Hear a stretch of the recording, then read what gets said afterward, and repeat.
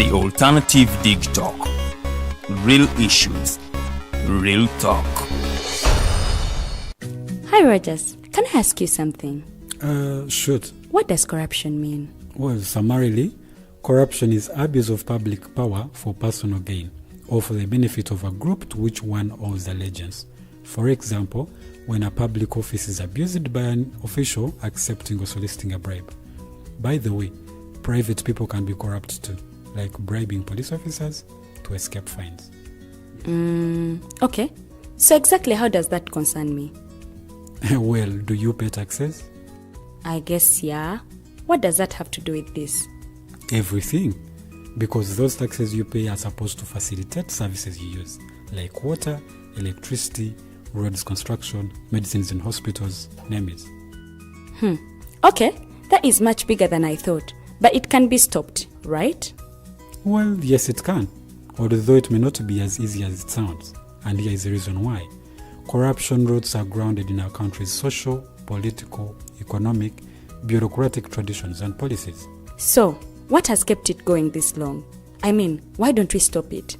Well, the main reason why it has been here for so long is because institutions are weak, either as a result of poorly defined ethical standards of public service, weak administrative and financial systems, or ineffective watchdog agencies. What can we do to stop it? At a national level, we must focus on strengthening the independence and effectiveness of public institutions that fight corruption. At a personal level, we must commit to never giving a bribe. I promise I'll never give a bribe. Well, that's a great decision you have made. Me and you now have to spread this message to all our friends. If we all do our part, corruption will be no more. This message is brought to you by Alternative Digital.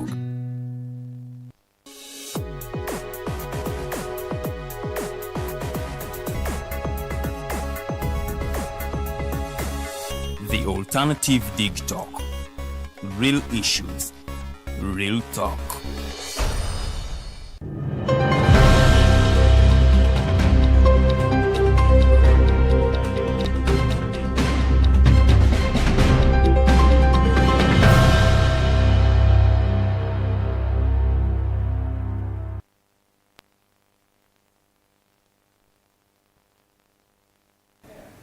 Edakika ziri 4 ezakayita ku ssaawa 2 ez'amakya g'olunaku lwa leero. Ennaku z'omwezi ziri 20 omwezi tuli mu gwa May ogwokutaano omwaka tuli mu 2025. Mbaniriza nsuubira nti mwasuze bulungi nnyo. Program The Mighty Drive tuba twaguse dda tutandikira ddala essaawa 2 ez'okumakya ate ne tutambulira ddala paka ssaawa 4.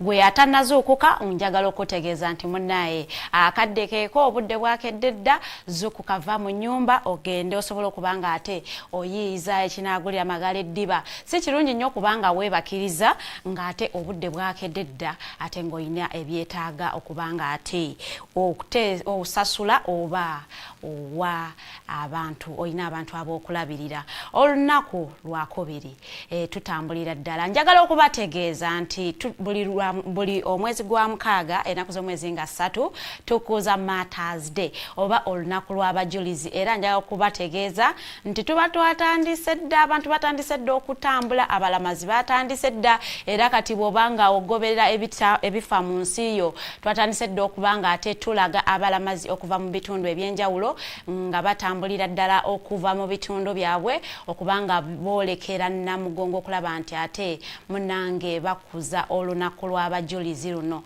Munange tumalidde ddala ebbanga wano e Uganda nga tukuza olunaku luno olw'abajulizi. Tujjukira abantu abo abayokebwa olwa conviction yaabwe gye bayina mu ddiini, era y'ensonga lwaki bannayuganda 10,000 batambula oba balamaga.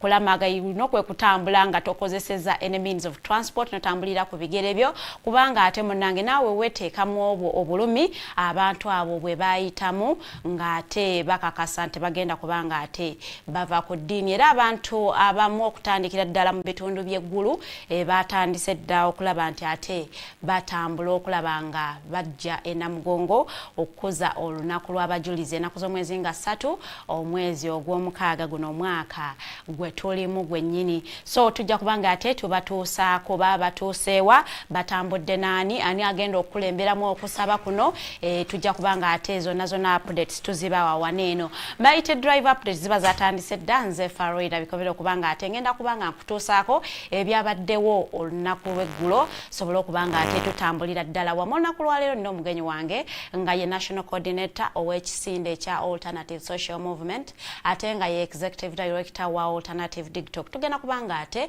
twogera nsonga za byabufuzi, nsonga za ba activists era nabutya bwe beeteesiteese okulaba nti ate bawangula omukulu ali mu ntebe ngamba abo aba opposition. So tugenda kubanga tutunuulira ebintu nga bwe bitambula mu ggwanga enongosereza eri gye baleese mu Parliament ey'okubanga ate ba civilian baagala bavunaanibwe mu General Court Martial naye tugenda kubanga ate tugitunuulira ate n'ekyokugamba nti political parties ate zo bw'obanga toli member wa iPod ate munange gwe tojja kubanga ate oweebwa essente eziweebwa political parties ezibeera ne ba members mu Parliament nakyo tugenda kubanga ate tukitunuulira tulabe ekigendererwa ki ekikiri emabega is it for the good or for the bad. So nno nja kubanga nkukubiriza nnyo nti ate munaye show tolina kubanga ate ogisubwa tuli live on Facebook osobola ogendayo n'otunoonyaako ku the Alternative Uganda oba TikTok TV ate ku YouTube ojja kubanga ate otosanga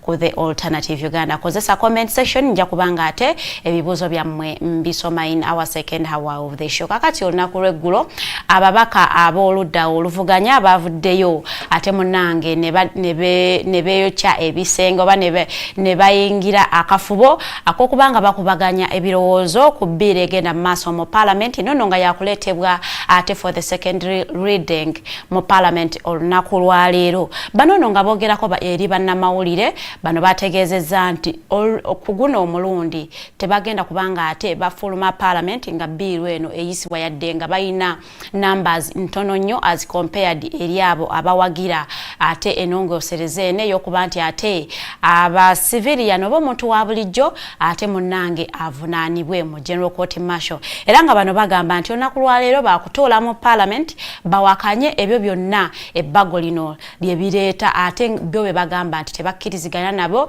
ekisookera ddala bigendereddwamu okubanga ate binyigiriza omuntu wa bulijjo ate n'ekirala nti binyigiriza n'abo ba members ba UPDF abawummula nti ate baba tebalina we basobola kwekubirira nduulu wabula ate munnange baba bakusalidde omuntu wakufunako obusungu ng'akusindika mu General Court Martial nga bakusentensinga. Bano bakuliddwamu omukulu leader of opposition Honorable Joel Ssenyonyi era nga yategeezezza nti wakubanga ate leadinga ba members ba opposition oba ba MPs ab'oludda oluvuganya okulaba nti ate basimbira ebbago lino ekkuuli okubanga teriyisibwa era nga bagamba nti ebbago lino terina kigendererwa kirungi nnyo nti ate n'okusinziira ku ebyo ko ensalawo ya kooti nga bwe yalambika ebisinga babisuula ebbali ate tebabisosowaza ensonga lwaki ate bo bagamba nti olw'ensonga eyo si bakubanga ate bassa omukono okulaba nga ate basimbira ebbago lino ekkuuli obutayisibwa. Bano bagamba nti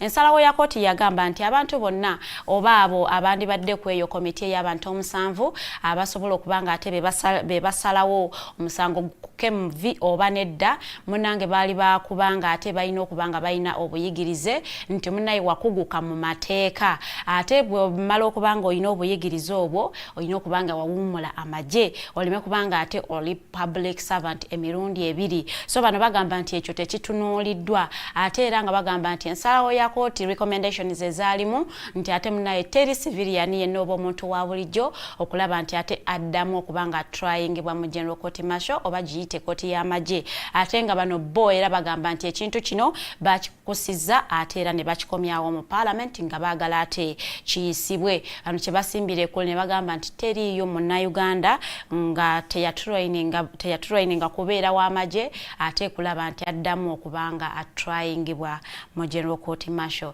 Era nno ng'ayogerako eri bannamawulire yayogeddeko ate ne ku eno bill eya yasomebwa mu Parliament era ono nga yasomebwa omukyala MP ng'agamba nti ebibiina ebyobufuzi nga tebyegattira kugina emikago egigatta ebibiina ebyobufuzi munnange ate byo basobola okuba nga ate bakola ennongoosereza basobola okuba nga ate excludinga kweze sente eziweebwa every political party bwe banga ate ina ba members mu Parliament ne bwabeera omu era ng'ono yayogedde n'agamba nti eno bill egendereddwamu okuba nga batagetinga NUP olw'ensonga nti NUP ate kyekibiina ekitannaba kubanga ate kyegatta ku mikago egyo egiriwo egigattira awamu ebibiina ebyobufuzi wano mu ggwanga era ye n'agamba nti naye bo se baakuzikiza muliro tebagenda kubanga ate batiisibwa era ono yayogeddeko ne ku millions 10 ezaweebwa ba members ba Parliament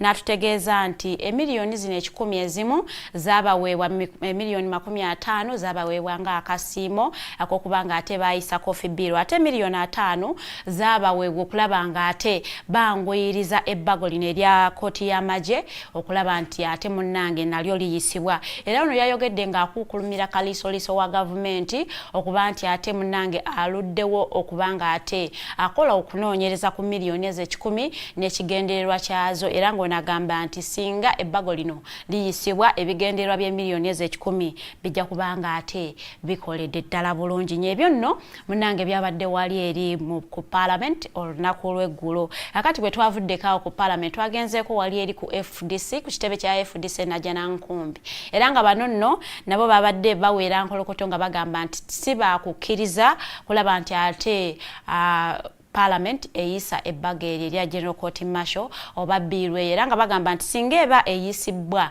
bano munnange bali very ready bagenda kubanga ate bagenda mu kooti okubanga ate bachallenginga biirwe ono nno omukulu we yabadde akuliddemu abakulu bano aba FDC omukulu Hassan Kupas Fungaro ono yategezeza n'agamba nti boogedde n'ababaka baabwe mu Parliament basobola okuba nga ate tebakkiriza biiru eno kuyisibwa n'agamba nti yaddenga aba opposition batono nnyo as compared kwabo ate abawagira ebbago lino bagamba nti singa liba liyisiddwa bo baakubanga ate bagenda kubanga beeyongerayo nga bagenda mu Parliament okuchallenginga biiru eyo nti teyina kigendererwa kyonna eri Uganda wabula ebigendererwa byakubanga ate bagezaako kubanga bateeka entiisa mu bannayuganda okubalemesa okubanga bakola ebyo bye bakkiririzaamu oba n'okubaako bye bachallenginga nti essaawa yonna baba kutwala mu General Court Martial kakati mu bintu ebiri mu bbago lino bannayuganda abamu bye batannaba kutegeera mulimu nti munnayuganda yenna anaasangibwa ne anything ekyekuusa ku General Martial stores obanga ebintu ebiteekwebwa okubanga ate byamagye munnange oli wakusibibwa ate oba oli wakuvunaanibwa mu General Court Martial okuli obukofiira obwefaananyiriza so nno gwe munnange munnayuganda kiri eri gwe okumanya biki ebyennina ewaka ebiyinza okwefaananyiriza stores za amagye kubanga banakukwata nabyo bajja kubanga ate bakutryinga mu General Court Martial singa ebbago lino liba liyisiddwa so nno ndowooza kiri eri omubakawo okubanga ate asalawo ekituufu ekiyinza okuyamba gwe nange kubanga ffenna eno bannayuganda tetuyina nnyo kye tuyinza kukola yadde nga bano aba members ba opposition era bakiikatiza ne bagamba nti speed ebbago lino kwetambulira tebagirabangako nti buli kimu bakikola mu bwangu nnyo era nagamba nti buli biiru ejja mu Parliament baba balina okubanga ate beetaaga public opinion kweyo biiru naye ne batutegeeza nti public opinions zino zaweebwa akadde katono nnyo nti bakuwandiikira on the same day nga ate baku-expectinga osobola okubanga ate you appear before the committee oweeyo endowooza yo kweyo biiru bano kye bagamba nti tekiri fair eri abo abantu nti era ekigendererwa kyali kyakuba nti ate abantu bano baba frustratinga baleme kubanga ate bashowinga up kuwaayo opinions zaabwe eri ebbago lino oba biiru eno basobola okubanga ate bagiyisa amangu ddala. Tujja kubanga togoberera ebigenda okubanga ate bitakinga place mu Parliament olunaku lwaleero, era tujja kubanga tubibatuusaako olunaku lw'enkya mu updates ezigenda okubanga ate zibaweebwa.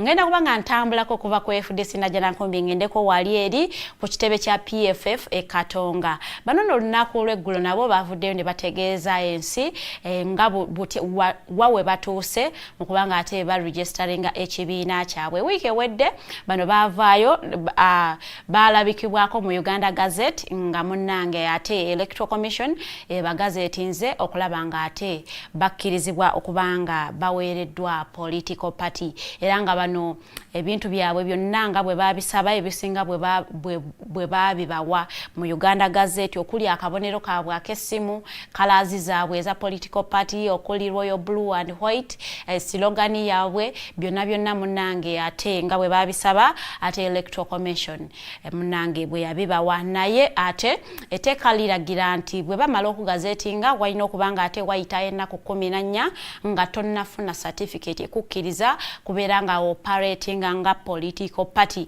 Banono kye bagamba nti ekyo kibononera budde olw'ensonga nti teriyo kikugaana kubanga operating for as long as bakukkiriza obanga bakuteese mu Uganda Gazette, yadde nga omukulu ayogerera ekibiina ayogerera institution ya EC muna yavuddeyo n'ategeeza nti ate kituufu tebalina kubanga ate bagenda mu maaso n'okubanga ate bakola omulimu gwonna nga ekibiina because tebannafuna certificate. So singa bagenda mu maaso n'okukola any activity ate munnange bano basobola okubanga ate they register them oba okubanga babajjayo okubanga ate it is a political party. Era omukulu Ssemujju Nganda bwe yabadde ayogerako eri abantu yategezeza nti kati bawominga kubanga ba receivinga omukulu ate ow'ekibiina kyabwe Dr. Kizza Besigye ononno nga yakwatibwa omwaka oguwedde mu mwezi gwa November, era nga yali wamu ne munne Hajji Obedi Lutale Kamulegeya.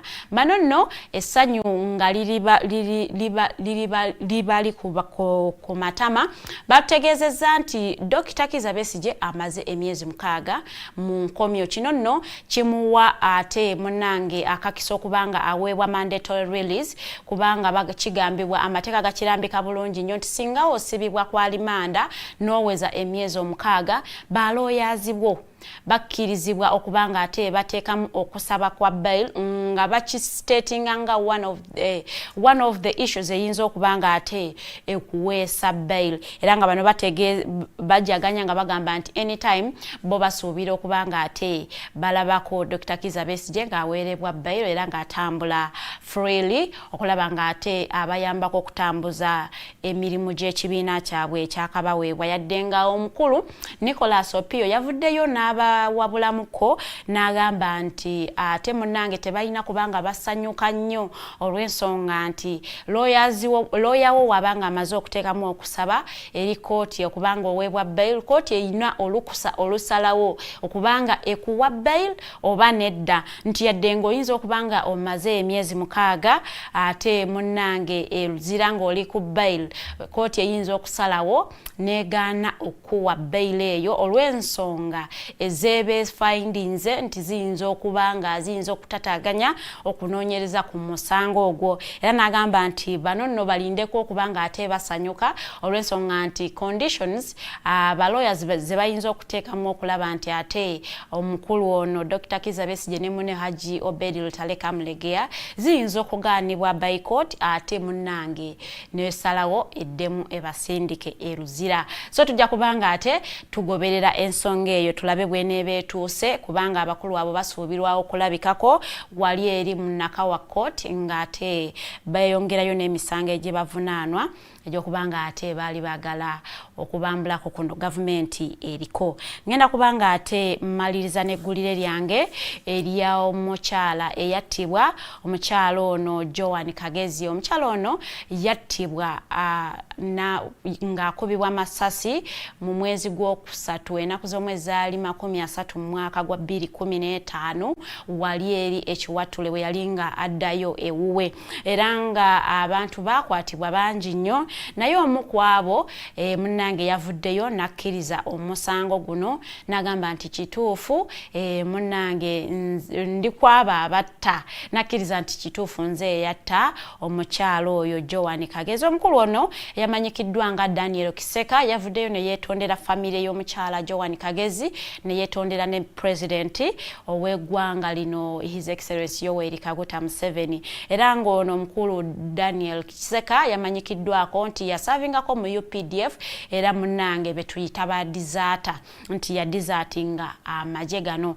ono nno yasindikiddwa munnange oba yakaligiddwa emyaka 35 mu nkomyo kubanga ate asavinga ekibonerezo kye ky'okuba nti yatugumbula omukyala oba yatta omukyala Joan Kagezi. Ono nno abadde yakamala mu nkomyo omwaka gumu n'emyezi 6 era ng'omulamuzi yategeezeza bulungi nnyo nti ebbanga lino lyabadde yakamala mu kkomera ligenda kubanga lijjibwako kwekyo ekibonerezo ekimuweereddwa okulaba nti ate munnange yeyongerayo okubanga asavinga ekibonerezo kyono bwe yali nga yeewaayo mu kooti yategeeza bulungi nnyo nti waliwo ababagula oba ababasasula ssente okulaba nga ate batta omukyalo ono Joan Kagezi era nga yategeezezza kooti n'agamba nti babasuubiza okubanga ate bagenda kubawa millions 2 eza $, wabula ne babawako deposit ya millions 2 eza wano ne bategeeza nti banaba bamaze okukola munnange ekikolwa kino bagenda kubanga ate babawa essente ezinaba zisigaddeyo naye ate mu confession ye gye yakola munnange ono teyayogedde ani yabagula kubanga ate bajjawo obulamu bw'omukyalo ono Joan Kagezi naye nga ate munnange ekyo tekyaganidde balamuzi kubanga ate bamukaliga ekibonerezo kye ekya myaka 35 ng'ali mu nkomyo ng'asavinga sentence ey'okubanga ate yatta omukyala munnange yali amanyikiddwa nga Joan Kagezi. Ngamaliriza ngenda kubanga ate mbategeeza bulungi nnyo nti tuli ne omugenyi waffe nonno nga ye National Coordinator wa Alternative Social Movement agenda kubanga anegatako era awo nno ngenda kubanga mpumulamuko katono nnyo bwe nkomawo ngenda kuba negatiddwako omukulu Norman Tumuhimbise tugenda kubanga tunuulira nsonga za byabufuzi twogera byabufuzi so ngenda kukubiriza nnyo gwe munnange agoberera ebyobufuzi mu Uganda osobole okubanga obeerako omanye munnange biki ebigenda mu maaso mu nsi yo nabuti asobola okufuna ne views opinions ez'abantu abalala munnange sobola okuinforminga your opinions about issues is taking a place in Uganda. Mpumulamuko katono nnyo nkomawo.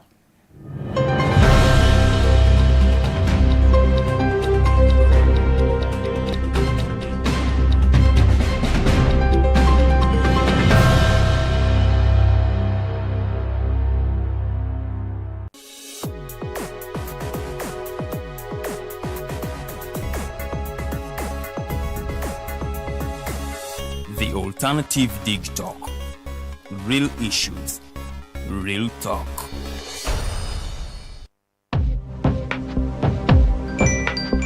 Go to the church, though. Tawali man, what's up? Man, can you imagine people just dump everywhere? Someone drinks water and throws the bottle wherever. Come on, Rogers. What else do you expect people to do with an empty bottle? Simanya now, recorder. Did you know that plastics take at least 450 years to decompose? What? That's a long time. Exactly. Because plastics are made out of a lightweight and flexible material that doesn't decompose easily. And plastics everywhere in the environment cause plastic pollution. What is plastic pollution now? It is the accumulation of plastic waste in the environment, like bottles, polythene bags, straws. All of these contribute to plastic pollution. I have been using them without knowing their effect. Yeah, a lot of people have. Plastics are a danger to the ecosystem, both on land and in water. So how can we overcome this problem? Is there something we can do? Oh yes, we can reduce by minimizing the use of plastics, reuse by repurposing them, or recycle by collecting and processing them into new products. Everyone wants to change the world, but no one wants to change themselves for the world. How about we change our habits for the world? And it starts with me and you. This message is brought to you by Alternative Digitalk.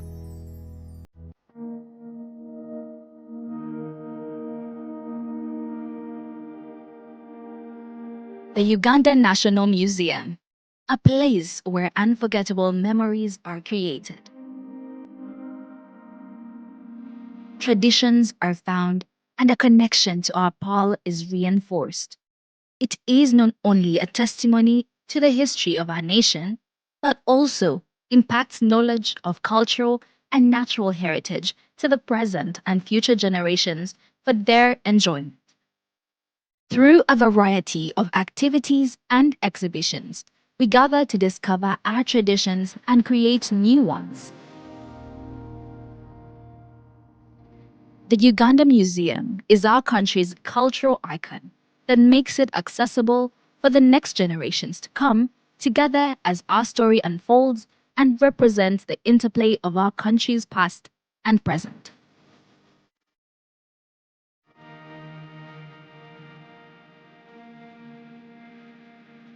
It is in our history, but also in how it has evolved to embrace optical satisfaction and new influences. Our identity as a country is not only a moment in time, but also a journey of where we have been, where we are, and where we are going. We invite you to experience the authentic heritage, rich history of Uganda. Welcome to the Uganda National Museum. This message is brought to you by Alternative Digital.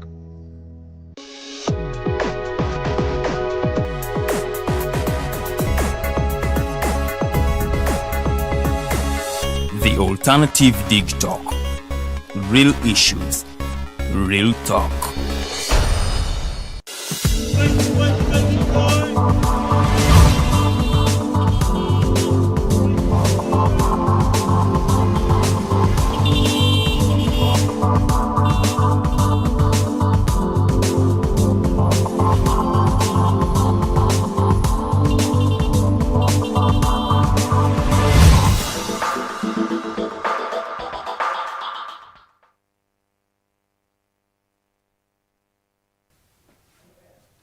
Tukolikeyo nnyo mukumulamuko kakati akadde kano negatiddwako omugenyi wange olunaku lwaleero Mr. Norman Tumuhimbise.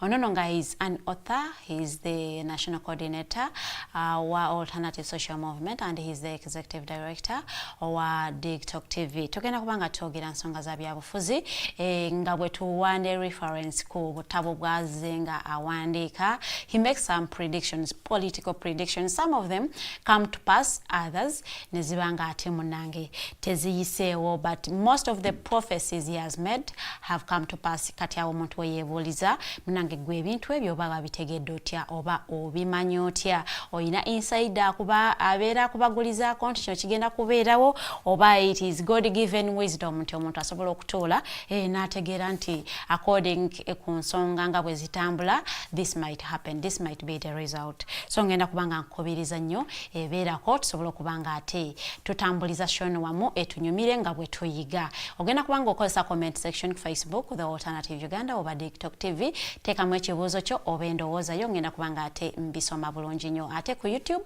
ogenda kubanga ate otusanga ku The Alternative Uganda. Wonna oba otusanze comment section gikozese ng'oteekamu ebibuuzo byo, ngenda kubanga ate mbiyitayitamu nga show yaffe bwetambula bulungi nnyo. Tugenda kubanga twogera ku nsonga nnyingi okuli ku ebbago lya UPDF Act eriri mu Parliament, okubanga ate munnaye bate bakola enongosereza obanga bakyusakyusaamuko, ate ne lya Political Party and Organization Bill nabo munange bagala kubanga ate bakyusakyusaamuko nti buli pate etayina weggwa oba etaliyo kubanga etali member munange tesiya kubanga ate eweebwa ssente. Tugenda kubanga ate tukitunuulira aba NUP bavuddeyo dda ne beekubirira ate enduulu bagamba this is directly targeting them, era nga bagamba nti naye wabula tebagenda kubanga batiitiira, tebagenda kubanga bafoosingibwa kubanga ate bayingira emikago gyonna egiriwo naddala nga tebakkiriziganya n'ebigendererwa by'emikago egyo. Tugenda kubanga ate tutunuulira n'ensonga ez'okuba nti ate ba opposition leaders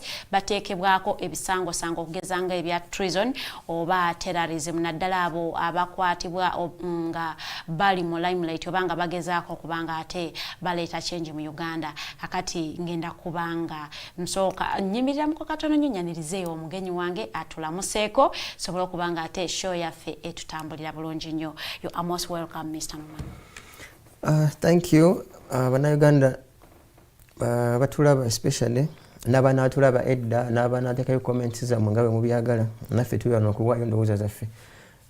Good morning. Omanyi emu ku nsonga lwaki abaddugavu tetukulaakulana kwonona budde mu introduction babeera mu mikolo natandika protocol observed chairman LC wano kakana nga amaze dakiika 2. Probably they don't baba tebategeera na ka protocol observed. No, never, it is always good okubanga you take recognition. Nanti gotayogerako anyiga. Kati gogamba bugambe mwenanga we muzemba aneriza mwe bali tulaba. Neka ntandike ku bishop simanyanga archbishop ate papa. Kati awo ekitiibwa omu agenda kunyigira because abantu baba beetaaga okumanya nti wali ate n'ebitiibwa by'emuyogedde bulungi nnyo. Yomu kwabira bazze. Ebintu obirabo kyanga bitambula mu ggwanga Uganda. Kati biringa mpaliza aba 7 mpanvu si mpanvu ate nyimpi si nyimpi. Naye tujja kugendera awo tubaweeko ku magezi agana bagasobose bana basobola okujjamu ebyamakulu babijjemu binagana. As the political atmosphere is in Uganda, kakati munange the political animals are ready, abambetegekera kalulu abambagenze dda ku ground, kakati omuntu wano wagambira mbu kakati ababaka baffe bakatandika okubeera active, kakati wali mu 2022 wali oyagala je akole kyakubeera gye batamukiriza munange ate bamukwate ebyo nno eyo nno ndowooza yange ngenda kubanga nsookera ddala n'ensonga eri ku mimwa gy'abantu ey'okubanga ate ebbago lya UPDF oba etteeka lya UPDF oba UPDF Act Amendment Bill 20 katujite 2025 eri mu Parliament era nga ekomezebwawo mu Parliament olunaku lwa leero for its second reading era nga abaka ba Parliament olunaku lw'eggulo abali ku ludda oluvuganya government bavuddeyo ne bategeeza tebagenda kubanga ate kuluno bafuluma Parliament bagenda kubanga basimbire ebbago line kuuli okulaba nti teriyisibwa. Njagala osooke otunuulire intention y'ababaka bano then otuwe history ya UPDF Act eno UPDF byonna nga bwe twetaaga okubanga ate tubimanya. Neyayinza bannayuganda batulaba nawe Faridah of course n'abeegwanyiza obukulembeze n'abo bagala okubujjako. You see Baganda just I mean wise people when they use the word okusimbe kuli manye kuli olimanyi libera mu kisaawe ky'omupiira kugulu then otekayo n'osooka musimbire kuli n'agwa n'atayita naye waliwo osimbire kuli ng'olisimbira loole kubanga nga gwasimbye oli vitiizi nga tegagwasimbye sina vitiizi ng'olinga tukutuku mipiira esatu kati kyekigenda okubeerawo leero kubanga so as long as you don't have enough numbers there is a big problem. Tosobola kuba kwekulira osimba naye osawo relevance okulaga abakulonda nti you are working era obadde wakiri kino kiri olifadde kigenda nino gamba ko kisimbire kuli oba kirimenya because you can take yo kuli kirimenya kubanga bwe twagezako okusimba kuli mu amendment ya coffee bill next na coffee bill eno tewali muggo togikwatako bagikwatirako dda ate n'amakulu ne bagamenya so it is also like it, which is of course not a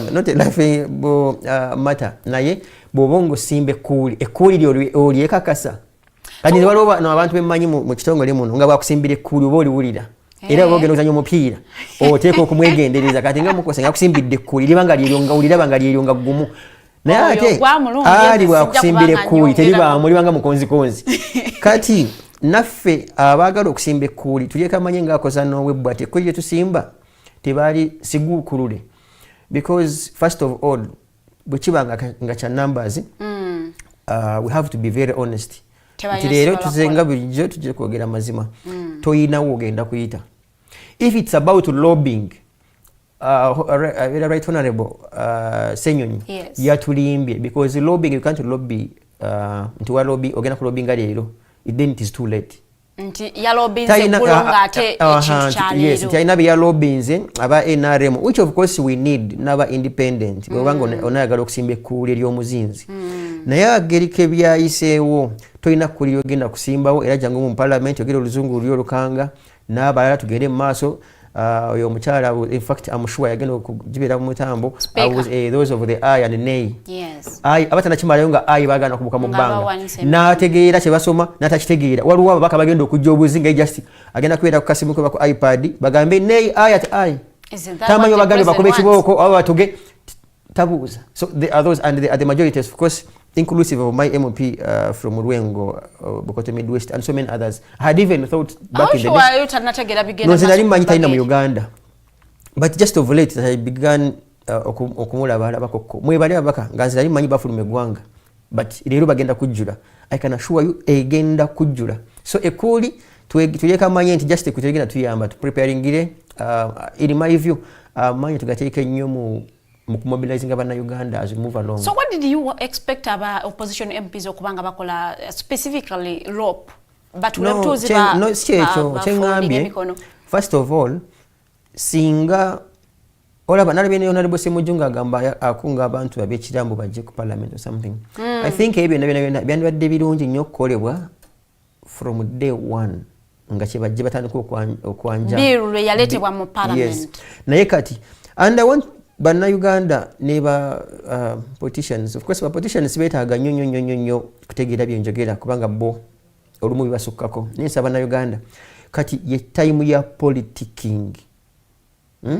Posturing kati kano ke kaseera n'atabeera nkona kyamakulu kyayayogedde emyaka 5 egiyise kati emitwe bagiwuuzumya bagitwala buli wamu kutulaga balina kye bakola. Gwe baasunako time ego ayinza okujja kati n'emiggo nagamba nzo mugongo guwedde nziba nange nfa sawa yonna nfa noyagala omubuuza ate lwaki tosooka n'ova mu byobufuzi ne wejjanjaba n'owona kubanga nabyo kaweerege ngaddi lya bukadde.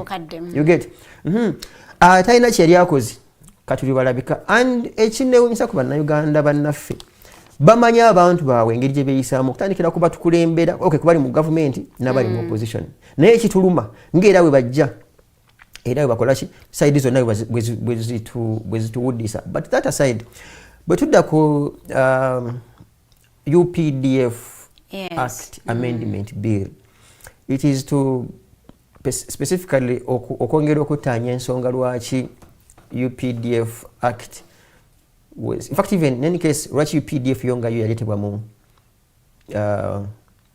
parliament to be recognized as a national army because it's on record Uganda yakafuna maje if I'm not mistaken maje ga mirundi 3 kwenda twaina King African Rifles bagitanga KAR bagali maje ga Uganda nayenga gayambako Bungereza during the World War. Bali bayambako allied forces kati tugenda kusemesa batufunene peni. So bwegenda bwetufuna independence amajaga asooka mu Uganda bagayitanga Uganda Army UA. Obote amini wawambo obote ne bafuna UD Uganda Defense. Some would add UDF Uganda Defense Forces nga whatever Tanzania TDF we Tanzania Defense Forces.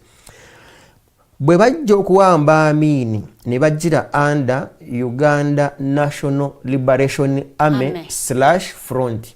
Front ebanga temporary, it's a front muze kulwana, but when you capture power immediately instead of because mwati mcha ina front jemulwanyisa it becomes an army.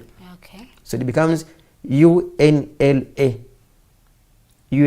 Uganda National Liberation Army. Ago majitsi ga kusatu. Yes. Ono musajja mukuru Tibuhaburwa bwagenda mu nsiko agenda na forminga NRA. River Road is Fronasa that was now between Fronasa yajanga another wing ngegeza ko confronting amin. So wano bamalo kuamba Fronasa was dissolved nga nebulira mu UNLA. That is why bamalo kuamba government wano Museveni was the chairman, the vice chairperson of military commission nga deputizing Paul Muwanga. Okay. So he goes to the bush nagenda ne bangumya mutwe abana abefujjo abakuno chemba tendako mutima batusinga omutima akola NRA National Resistance Army. So when they came here between 1986 and 1995 he tried to tambira under NRA. So but tutambira NRA batandika okugamba tino NRA ejja kulabikanga still a rebel outfit. Omuntu omu kubencha sinzo okukkiririza nti bali baina they were quick thinkers nga genius in reasoning now with the late Nobo Mayombo. Aleta motion ngagamba nedda amajega Uganda tugayite UPDF, Uganda People's Defense Forces. This motion was brought in parliament. Yeah, it was brought in parliament during the CA. So in 1995 they established UPDF as an army, as an entity, an institution. Uganda People's is of people, S with an apostrophe, P with an apostrophe, amaje g'abantu, people's defense forces. Forces here, abatakimanyi, stands for a variety of forces. By 1993, during the CA and 95 Constitution, we did not have forces at the time. In fact, from 1986 up to 1993, Tetwaina forces, it was literally one force, National Resistance Army. It's an army. But later move forces to create space, air force, land force, armored brigade, which other force? Marine, Nabalala. That is why between 1986 and 1993, NRA yaberanga ne army commander ngeina army chief of staff, one chief of staff. Kati baina joint army chief of staff. So he's a joint who joins air force, land force, marine, naval. Okay. So his motion was now to prepare the Uganda's army's future with forces. But the logic behind creating forces had been copied by Kenya, especially after the failure coup in Kenya under Moi in 1989, because gageza okwagala okuwamba Moi naye olwokuba nti they had different forces. Kawawa, I think it was Major General Kawawa something, ne bawamba space ag'okutaka ne gagaana. Abali bawambye obwengula bwa Nairobi ne Kenya nga tebakyalina kyakagamba amukome wansi tubayole bulungi kubanga ate nawamba government ngwali mu bbanga. So kati mu mayombo abaana abagezigezi b'ebiseera bagamba kitegeeza creating forces enjawulo. It's literally it's a divide and rule. Nti osobola okwagala okuwamba ng'okozesa land force, air force ne gamba ojja kibeera mu wekka. Oba ng'osobola okubuusa zimigi n'obeera mu bbanga. So it was a technical move to create a variety of forces, but also take our embedded efficiency. Tosanga ngo bino musirikale nga ye galo sajja. So nga bayite specialization. Owa air force abiro air force. Owa land force abira land force. Owa armored brigade abakozesa zitanka n'ebirala babeera nabo nga balina expertise mu ekyo. Aba marine nabo nga bo bakuwugga bakulinda mu yeekera whatever it is mu mazzi. So ne basaawo that act. It comes, okay, UPDF comes in board or at play. Naye bwe tudda mu history wa court martial in particular, atandika in around the 15th century. Neera nga etandikibwa rather bakabaka n'abalala nti bw'okolanga ensobi ng'oli mukusavinga mu magye babeeko be bakuyisaamu purposely, especially mu ntalo to restore discipline mu magye. But in Uganda in particular, court martial had been there, naye not as active. Kubanga naddala nnyo yakolanga nnyo yatekebwawo nga mateeka yabadde nga court, not even a court, disciplinary committee within the army. Nga bwe wandigambye nti Digitalk, if as an organization may have an HR akwasisa empisa inakubuuza lwaki waze late, lwaki wayambadde inappropriate, or to mention but a few. Ne HR ono tasobola kuvaayo nakuvunaana misango government inakuvunaana, government eyawamu enene. So while in the bush, for instance, so initial motive of the general disciplining people. I will give you an example. No, Banamaje. Okay. Of course, Banamaje tebisolo. Okay, mwaita ba muntu solo mu movie. Mwaita ba muntu solo mu movie. So in NRA, court yanbadenga court martial yalimu. In fact, Sam Magara was the first army commander in NRA. Around 1982, abasirikale bagana okugenda okulwana nga bagamba emundu zaali ntono n'ebyokukozesa. Museveni by then chairman high command n'abagamba nze kangende nze kanwane ko Magara ngenda kuteeka mu court martial. Now that brings about a picture of discipline. Magara agamba Museveni geza weeta ntalogende mbuno ogenda okulwana wekka nga tugamba teri mundu zigenda kulwana tugenda kuteeka mu ki Court martial nakakana. It brings about the picture of discipline. Kati wetugeze nga tukulakulana ngegwanga n'amajjo kwengero bungi. The first structure of an army is called a section. Section ebiramu abaserikale 12. Abaserikale 12 kabaka tiwanga tuwa history wa court martial and army structure. Abaserikale 12 bebano era ne bomba bera mu town ne bera police n'abalala batambula bali 12. Gwe mutanda katimba wa katinga fe people with expertise katujja tuza kusomesa olaba nga amaja gatambula mu town babera 12 abiri mu bana to mention but a few. So abatandikirwako nga bonagamba administrative unit etandikirwako mu maje. Okay, in any force there are 12 people. 12 people bano babeerako gwe bayita siginora yakwata ki radio call. Babeerako gwe bayindise section IO intelligence officer owa section eyo. So nno bakulemberwa kopolo buvi bubiri. Sebo nabeerako n'omuyimyoka yelanzi kopolo wakavikamu.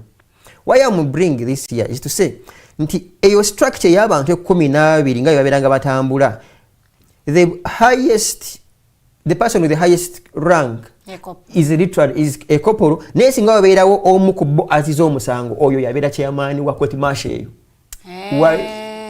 Yabeera disciplinarian wao batambudde nabo yagumusaliro bagukusinza obanedda. Kati awo weebuuliza ku bantu bana batambule 12 waliwo omuntu alina expertise to provide justice. The answer is no. But because it was simply a disciplinary structure, njono yabakulira that's why mu maje owaranka in fact owaranka ategeera yeyo presumption to owaranka ategeera okusinga bala gwe nobango ina degrees nga 10 ninga olinga ye major nga gwoli lieutenant ninga gwe ina PhD, the presumption is ona okusinga okutegeera. That is why oyabeera kulira unit eyo, for instance section y'abantu 12 kopolo singa wabeerawo omu ku basirikale baabwe akoze ensobi amuvunaana. So when bobeerezamu ne structure zaabwe every army structure bwokwata zibeera sections 3 nga zivaamu unit 3 zibeeramu battalion 3 zivaamu division like that. Wotandikira mbo ina bagitanga UDC unit disciplinary committee ya unit nova na kugamba baina battalion disciplinary committee and then division disciplinary committee and from there you come to the general court martial and from the general court martial you come to the general court martial court of appeal. The point here jitugeza kuyimira bana Uganda nti babireeta purely discipline banamaje abali eyo. Naye mu byonna kituba tulina okukkaanyako of course in reference to the Supreme Court ruling ene yakagwa. Yes. Nti mu mateeka bw'obaleeta any issue bazita issues in the law nti wateekwa kubeerawo ekibuuzo whether or not. Era ebibuuzo ebyali byanukulwa mu Supreme Court nga baziguruka through ba lawyers benga babuuza byali bibiri. Is the general court martial constitutional? Ntinedda. Nibachiwa balamuzi panel. That's whether or not. So the justices in Supreme Court Constitutional Court we are asking, Supreme Court rather, we are asking, is it whether general court martial is constitutional or not? Does it have jurisdiction or not? Is it constitutional or not? Literally bagenda okwansalinga abasinga obungi nga bagamba it was a no. And they even went ahead babawa neki advice n'ensonga zaabwe ne bukyayi bandekisuubidde batya nti nga bwe nkugambye nti human resource tayinza kukwata in fact ne bwabanga obbye alina kukwata kutwalira police talina buvunaanyizibwa very good ng'era bwolaba nti under the very UPDF mulimu military police. Jedinaliko kwa nembanyonyola na history wayo nti military police is the police is the section oba group yaba namaje abayino okukubirira oba kubeera ba prefect ba maje ne kati wano babeera mu Kampala nga bakuba abantu emigo Ninga literally tebayina kwera mu barracks to police the military. It's the military police. But they end up being in the civilian police now. Okay. So babateekawo to manage discipline within the very army. Olw'okuba nti amaje gayina, for instance, mbadde gamba ku discipline y'amaje, bw'ojja late, kubanga ndabanga when I was a kid in barracks, bw'ojja late okuziza ebirevu, tosalute nze mukamaawo, those things. Batuula ne bakola ki. Naye olw'okwagala okwongeramu nnyo entiisa ey'amaanyi mu bannaabwe, nti olw'okuba abantu bakwata ebyokulwanyisa, kwe kutandikanga okusaliranga abantu emisango abeeyisa obubi nga bavudde ku mulamwa gw'amagye bwe galina okweyisa, katugeze barepinze, batemudde, robbery n'ebirala, kwe kubateekako eryanyi. In fact, ng'era bamanyi n'okutemula, like n'okugukusalira, n'okuteeka kalabba, okwongera okusaamu entiisa, which in any case from day one was tebakirowoozaako nnyo nti bano ng'oggyeko okwesulamu akamba yaaya tebabitegeera, because omuntu alina okutuula mu kkooti akusalira omusango gw'okufa ate okubanga yasoma amateeka ng'ali ku level ya mulamuzi wa high court. Naye division court marshals zino zisalidde abantu bangi okufa, zisalidde abantu bangi emyaka 2, emyaka 3, 15 bwegityo. Around I think late 90s waliwo aba UPDF abatta father mu Karamoja, hearing yatwala ndooza nga week ne babasalira ne babateeka wali bafuna ebiti ebinene ne babika obukookolo ku maaso ne babatta. Era ensi nevaayo negamba Museveni agamba biki ekikwatagana ku magye mukindekere.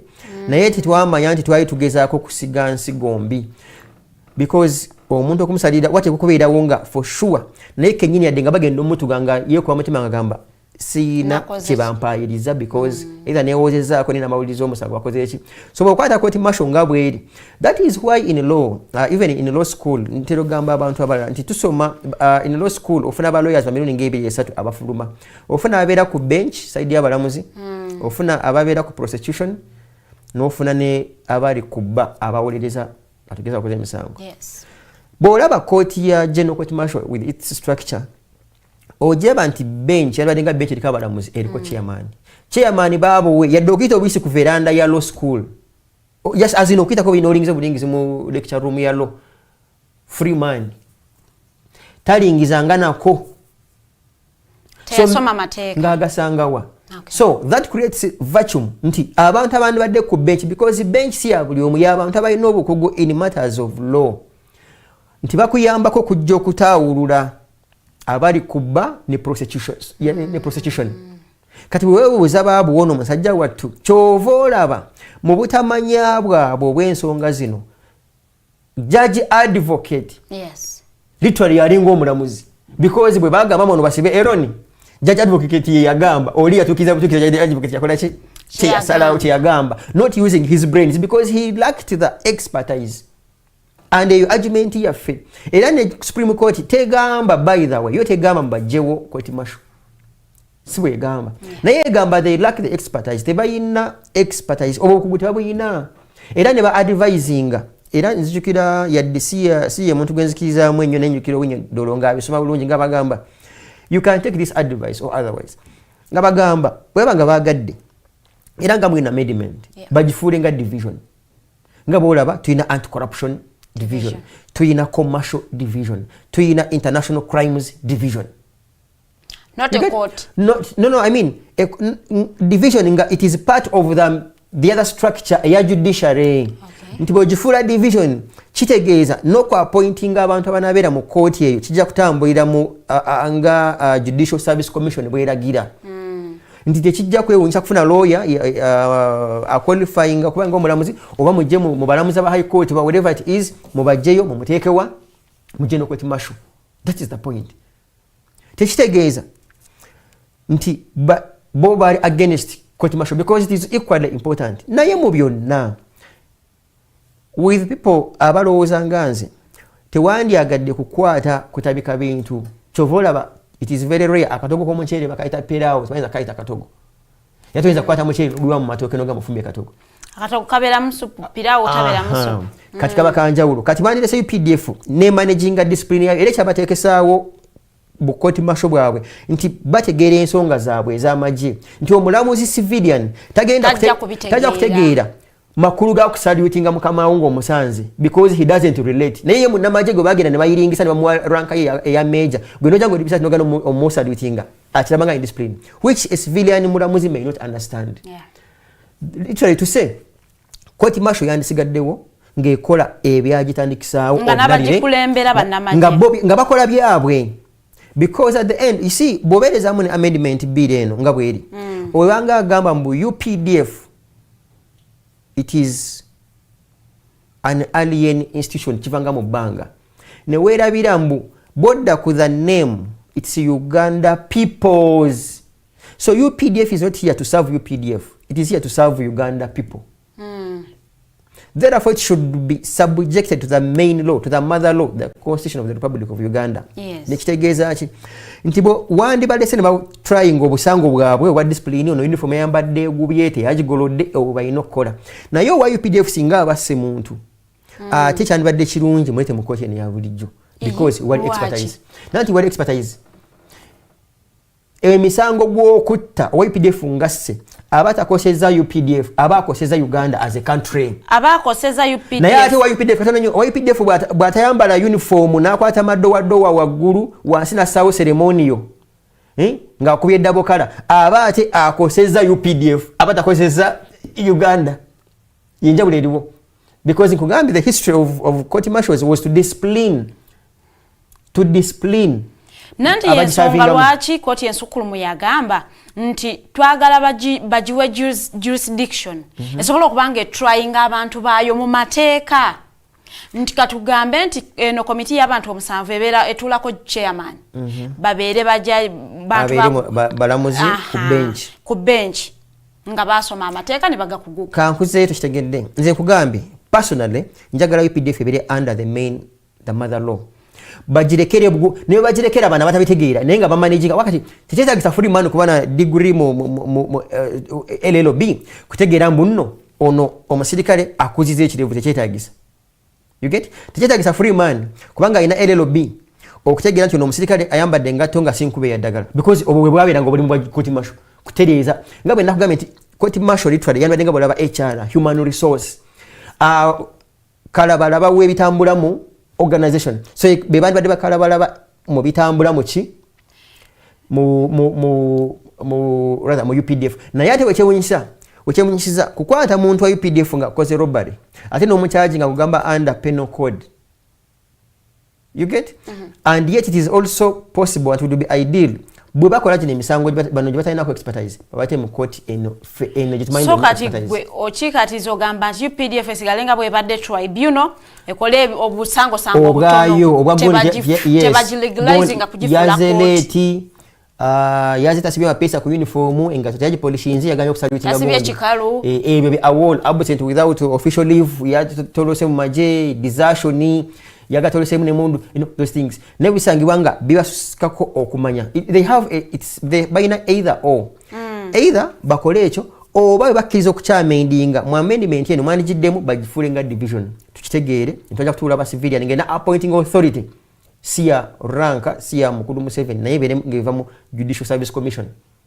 That's the bottom line. Ate mukyawule ekyo mukyawule kukuba nti nno banna Uganda tebagala kwakola ki kuba trying nedda tufa kimu omuntu akutrying abitegeera kiringa kukwata kadino nga akutaputira enneeyisa y'abasiraamu bw'oyogera ku appointing authority mu nnongoserezene ya UPDF bill bagamba nti high command egenda kubanga eronda abantu bano omusanvu ababeera ku committee high command ebeera mwani nga beebuuzizzaako ku Judicial Service Commission kati baate batambulidde mu mateeka high command erimu Museveni yabeera chairman high command bagambe mu nnongosereze zirimu bakyusiza kati akulira high command ye CDF tata we yani ye Museveni akola ngani mu ggwanga muno kati webuzibu so but by and large I still take an opinion nti UPDF yansigadde nga ekola obwayo buli obusango bwayo abantu bateeke eno because omanyi kino kikuwunyisa mu nsi muno kugamba UPDF etwayinga civilian ninga ate era waliwo emisango ba civilian gye bakoze ninga almost teyina njawulo wakati gwe wewunya lwaki jamirimu ko tali mu koti masho. Someone was telling me that is a rare case. I don't know why it is rare and why those are the bibakozesa okweka ebintu bino naye mu byonna it is to say UPDF doesn't have expertise. If you are lacking ng'oli wa senior 4 you can find yourself ng'oli major general kubanga era gye bali ba major general nga ba senior 4 senior 3 gye bali. So it is not about kati awo bw'obanga ofunye omukisa nga bakuwa ng'ofuuka chairman of court martial. That is why when we are even studying back in the day I remember there are some officers who would come and batulaga badge emblem ya UPDF. Bw'ogyetegereza emblem ya UPDF munda wansi wana wasooka waliwo ekitabo ekiddako waggulu waliwo nkumbi ekiddako waggulu kuliko mundu. So they would ask what's the logic behind that. Kwa musirikali omu n'atinyo n'atagamba back in the day when I was still in army school nti amaje osooka n'osoma n'ofuka drop out bigakulema ebitabo ebikulema n'ogezaako enkumbi bwekulema last resort kwata mundu. That is why the UPDF up to now, I think up to now, it's UPDF and prisons about recruiting abana abasenior 4. Okay. So, soma, bikuleme. So, boyingira bakutwalanga yalemereddwa. Very good. Failure. It is your last resort. It used to be. Okay. It used to be. Era, embole muweri yao. So, teri yo passion, imbuza njaka kubera munamaji. Very rare, kutawiranga, chinetane nsi achirime, obachigende maje. So, locally, abantu batwalanga banamaje, inti bobambi.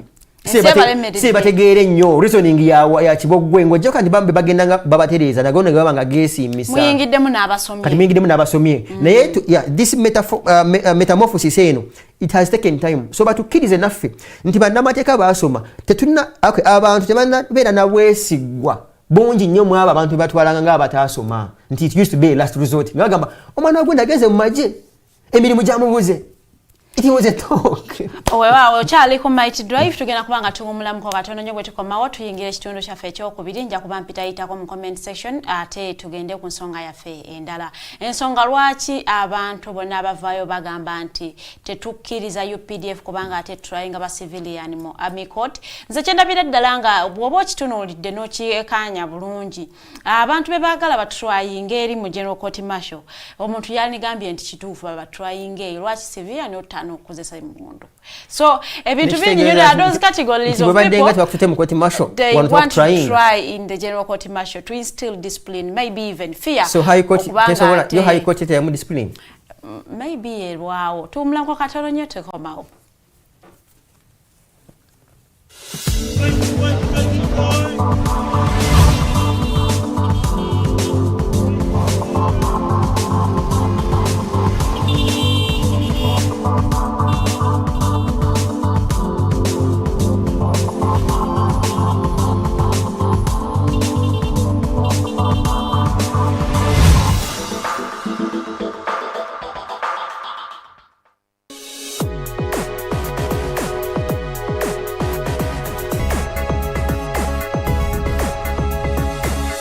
The Alternative Dig Talk.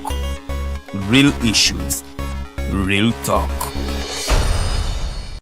Hi Rogers, can I ask you something? Shoot. What does corruption mean? Well, summarily, corruption is abuse of public power for personal gain or for the benefit of a group to which one owes allegiance.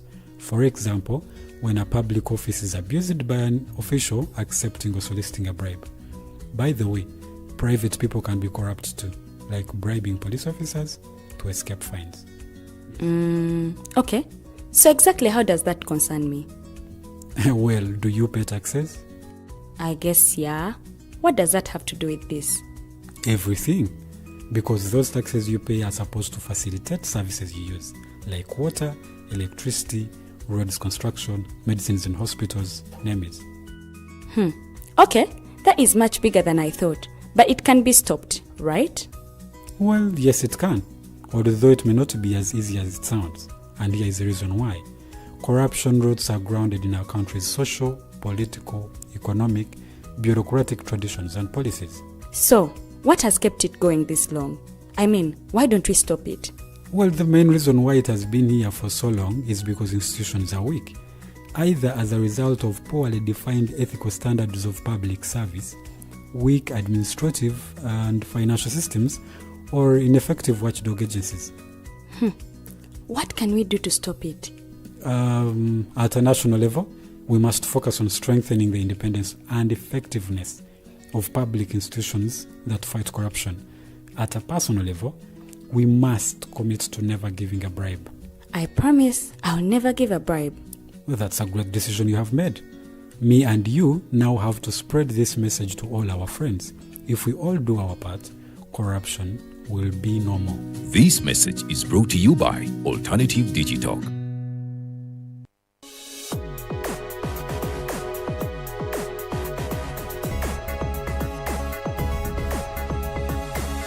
The Alternative Digital.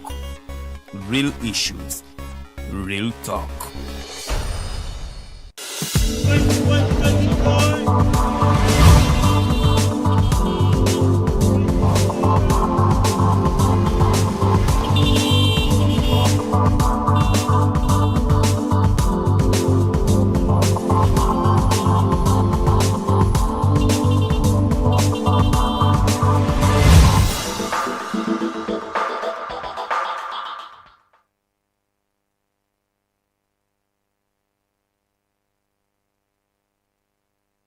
Tukolike nnyo mukuumulamuko tuba tuyingidde ekitundu kyaffe ekyokubiri tuwummulidde tubadde ku nsonga ya UPDC Act Amendment Bill eri mu Parliament.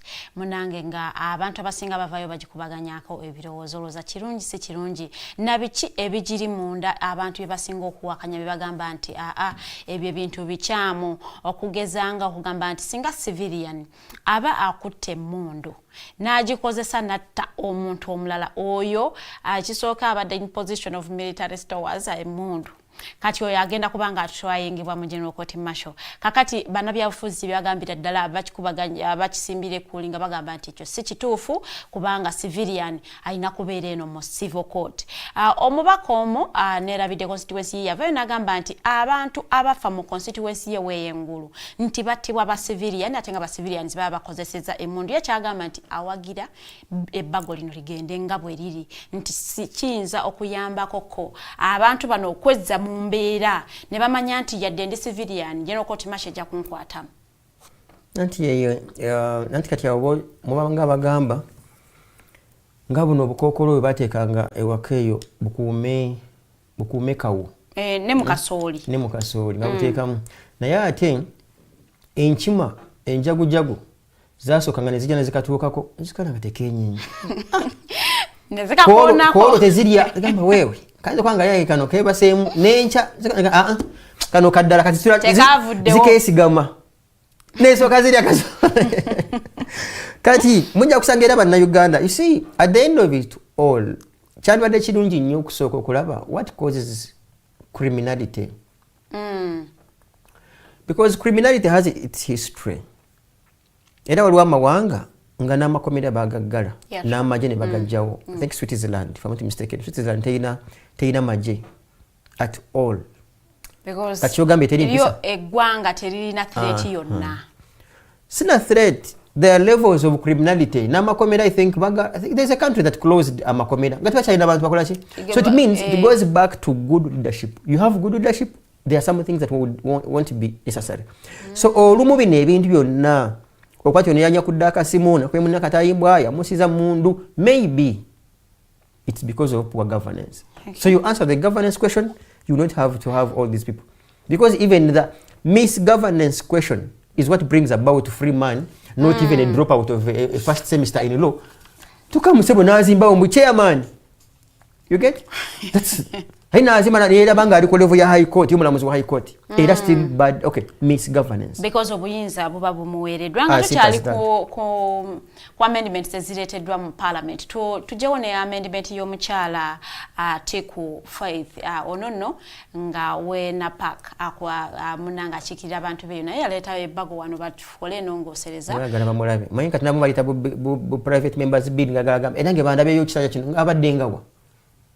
genda maaso naye nga bwotunuulira ye kyayagala okubanga ate batereezaamuko ekya opposition kya parties and organization okubanga bw'obanga toli member wa any parties ezireeta ebibiina by'obufuzi wamu nti tebakuwa ssente zino bw'obanga olina ababaka mu parliament toweebwa ssente ziweebwa political parties okubanga ate zitambuza emirimu gyazo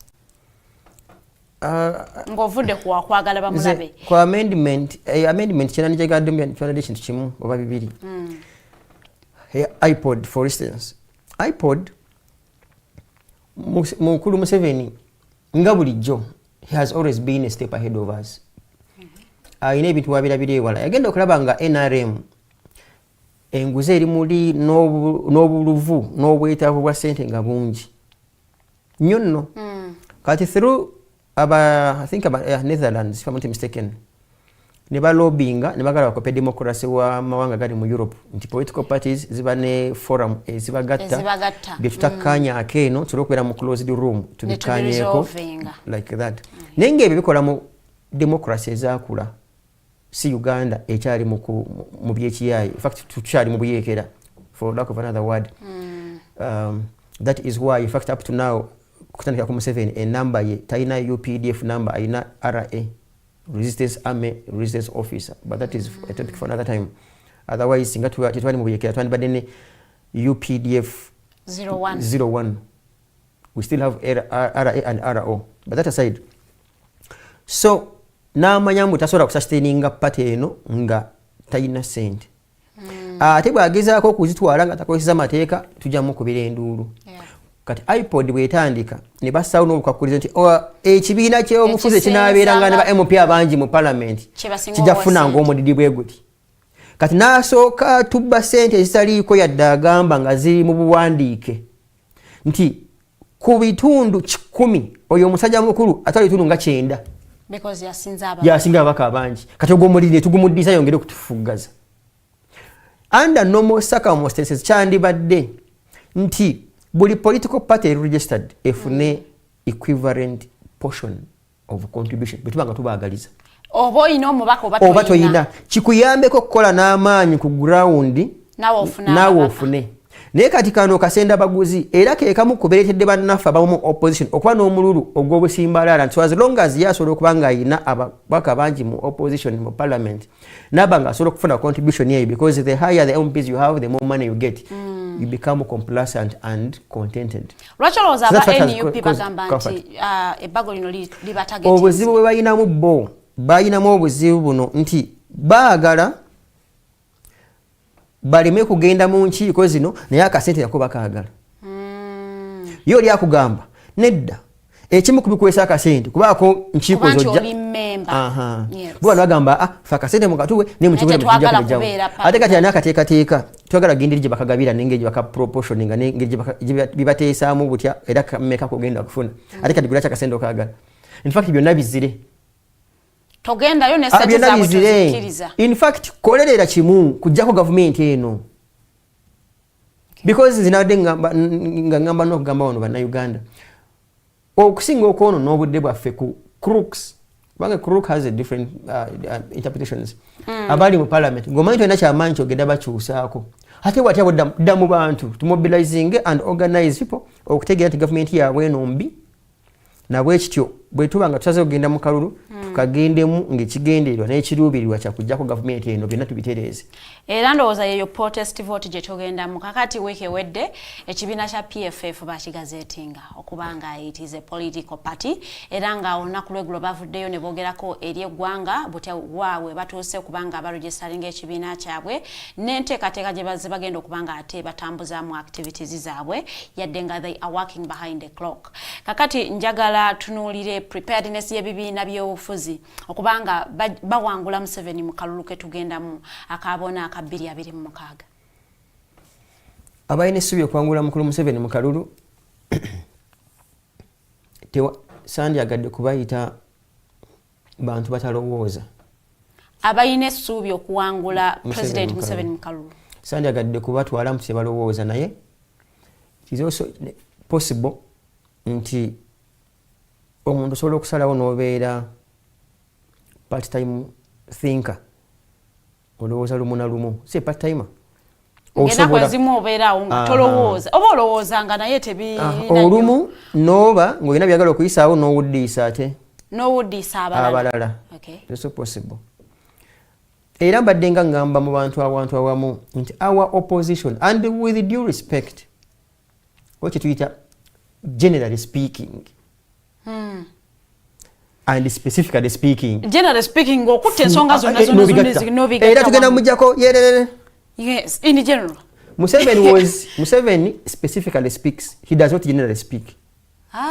That is why bwe yesimbawo mu kalulu yagamba no sometimes the president generally speaks kati nzireno gweddaawo no nze nkubuuze okay kati bwe yagenda mu kalulu mu December 1980 he did not generally speak, he specifically spoke.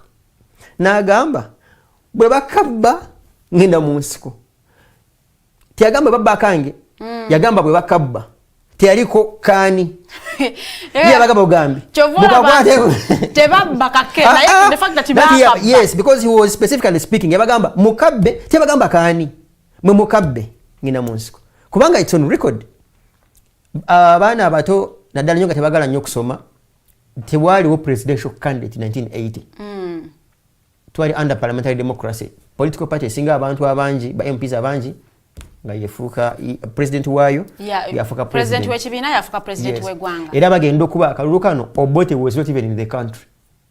Obote ajabuzi leeta nga UPC emaze okuwangula okayiya niba nga ina MPs abangi obukodyo mu yakozesa mu kuwangula akalulu kano bakwatanga constituency bategera muno Faridah wano oli wa DP muri bangi nga bagisalamu nga bateka ku constituency obulala kati nga UPC bagendamu.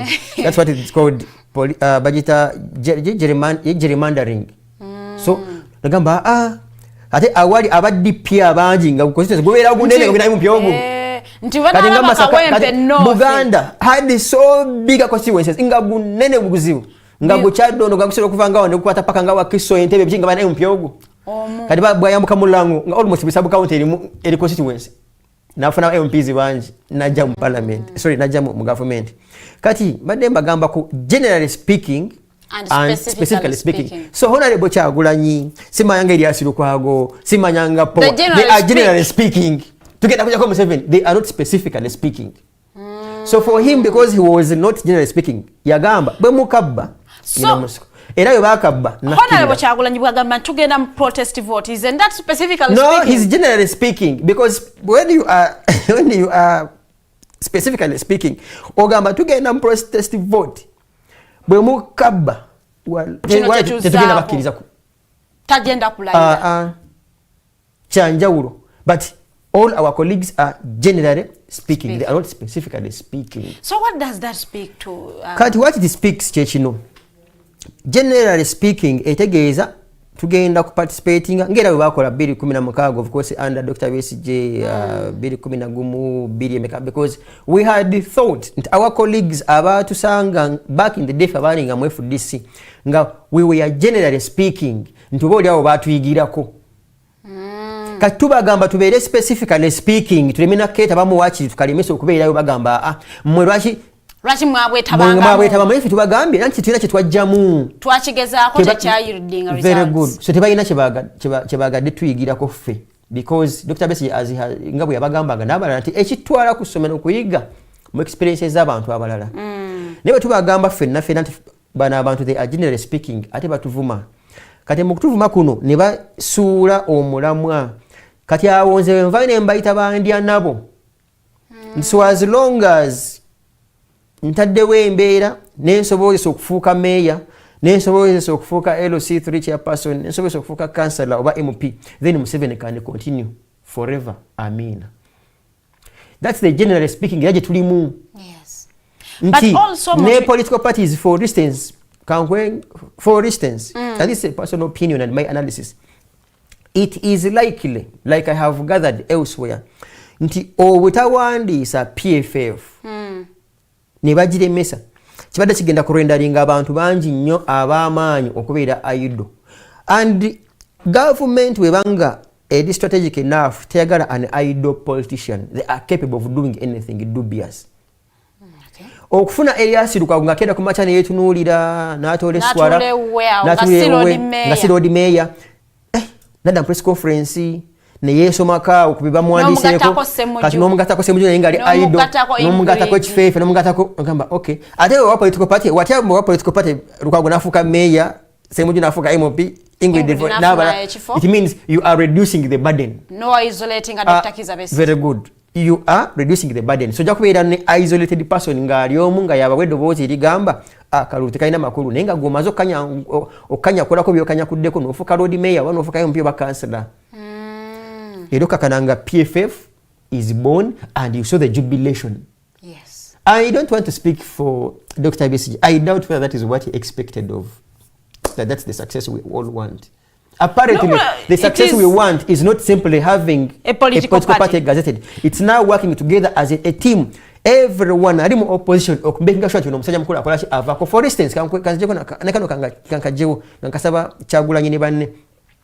Bwe kiba kituufu nga opposition yajjamu bululu million 3 mu kalulu akawedde. Yes. Bayambe ko fanya calculator wa mathematics omwangu.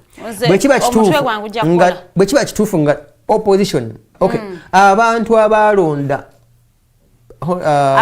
Kyagulanyi center nga betegefu okujja ko government through a ballot paper nga bali million 3. Yes.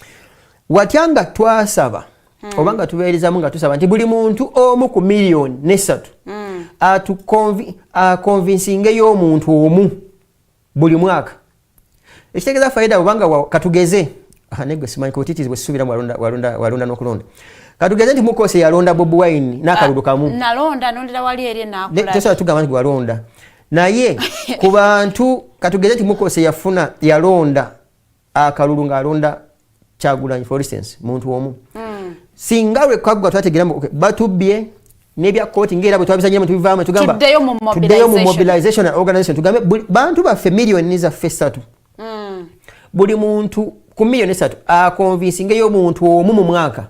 Yes. Ekitegeeza buli muntu omu abeera atuleetera obululu butaano for the 5 years. Be bantu mukaaga. Abantu mukaaga 3 times mukaaga zibeera 18. It means by next year mu kalulu tusobola kwanga tulina abantu million 18 ez'abalonzi. Ng'osaye buli muntu eyatulonda kale okay batulemye convincing tumugambe mu myaka 5 atufunire abantu 3 1 2 3 yabere wakuna tuwera ne expectations za kufuna obululu million 12 katulinde tunafuna. That is because oyinza okulowooza that is specifically speaking that is generally speaking no specifically speaking yeno nkusabye generally speaking yeno tugenda kutaba mukalulu tumwangule specifically speaking ugamba tusobola okumwetaba mukalulu tumwangula tutya nkwadde formula nkugambe in the past 5 years buli mulonzi we bwetwafuna million 3 atufunire abalonzi abalala 3 babana in fact nimba tufunira 3 yenga wakuna as million 12. That is specifically speaking. Generally speaking is protest vote zoye. You do not know who is voting you.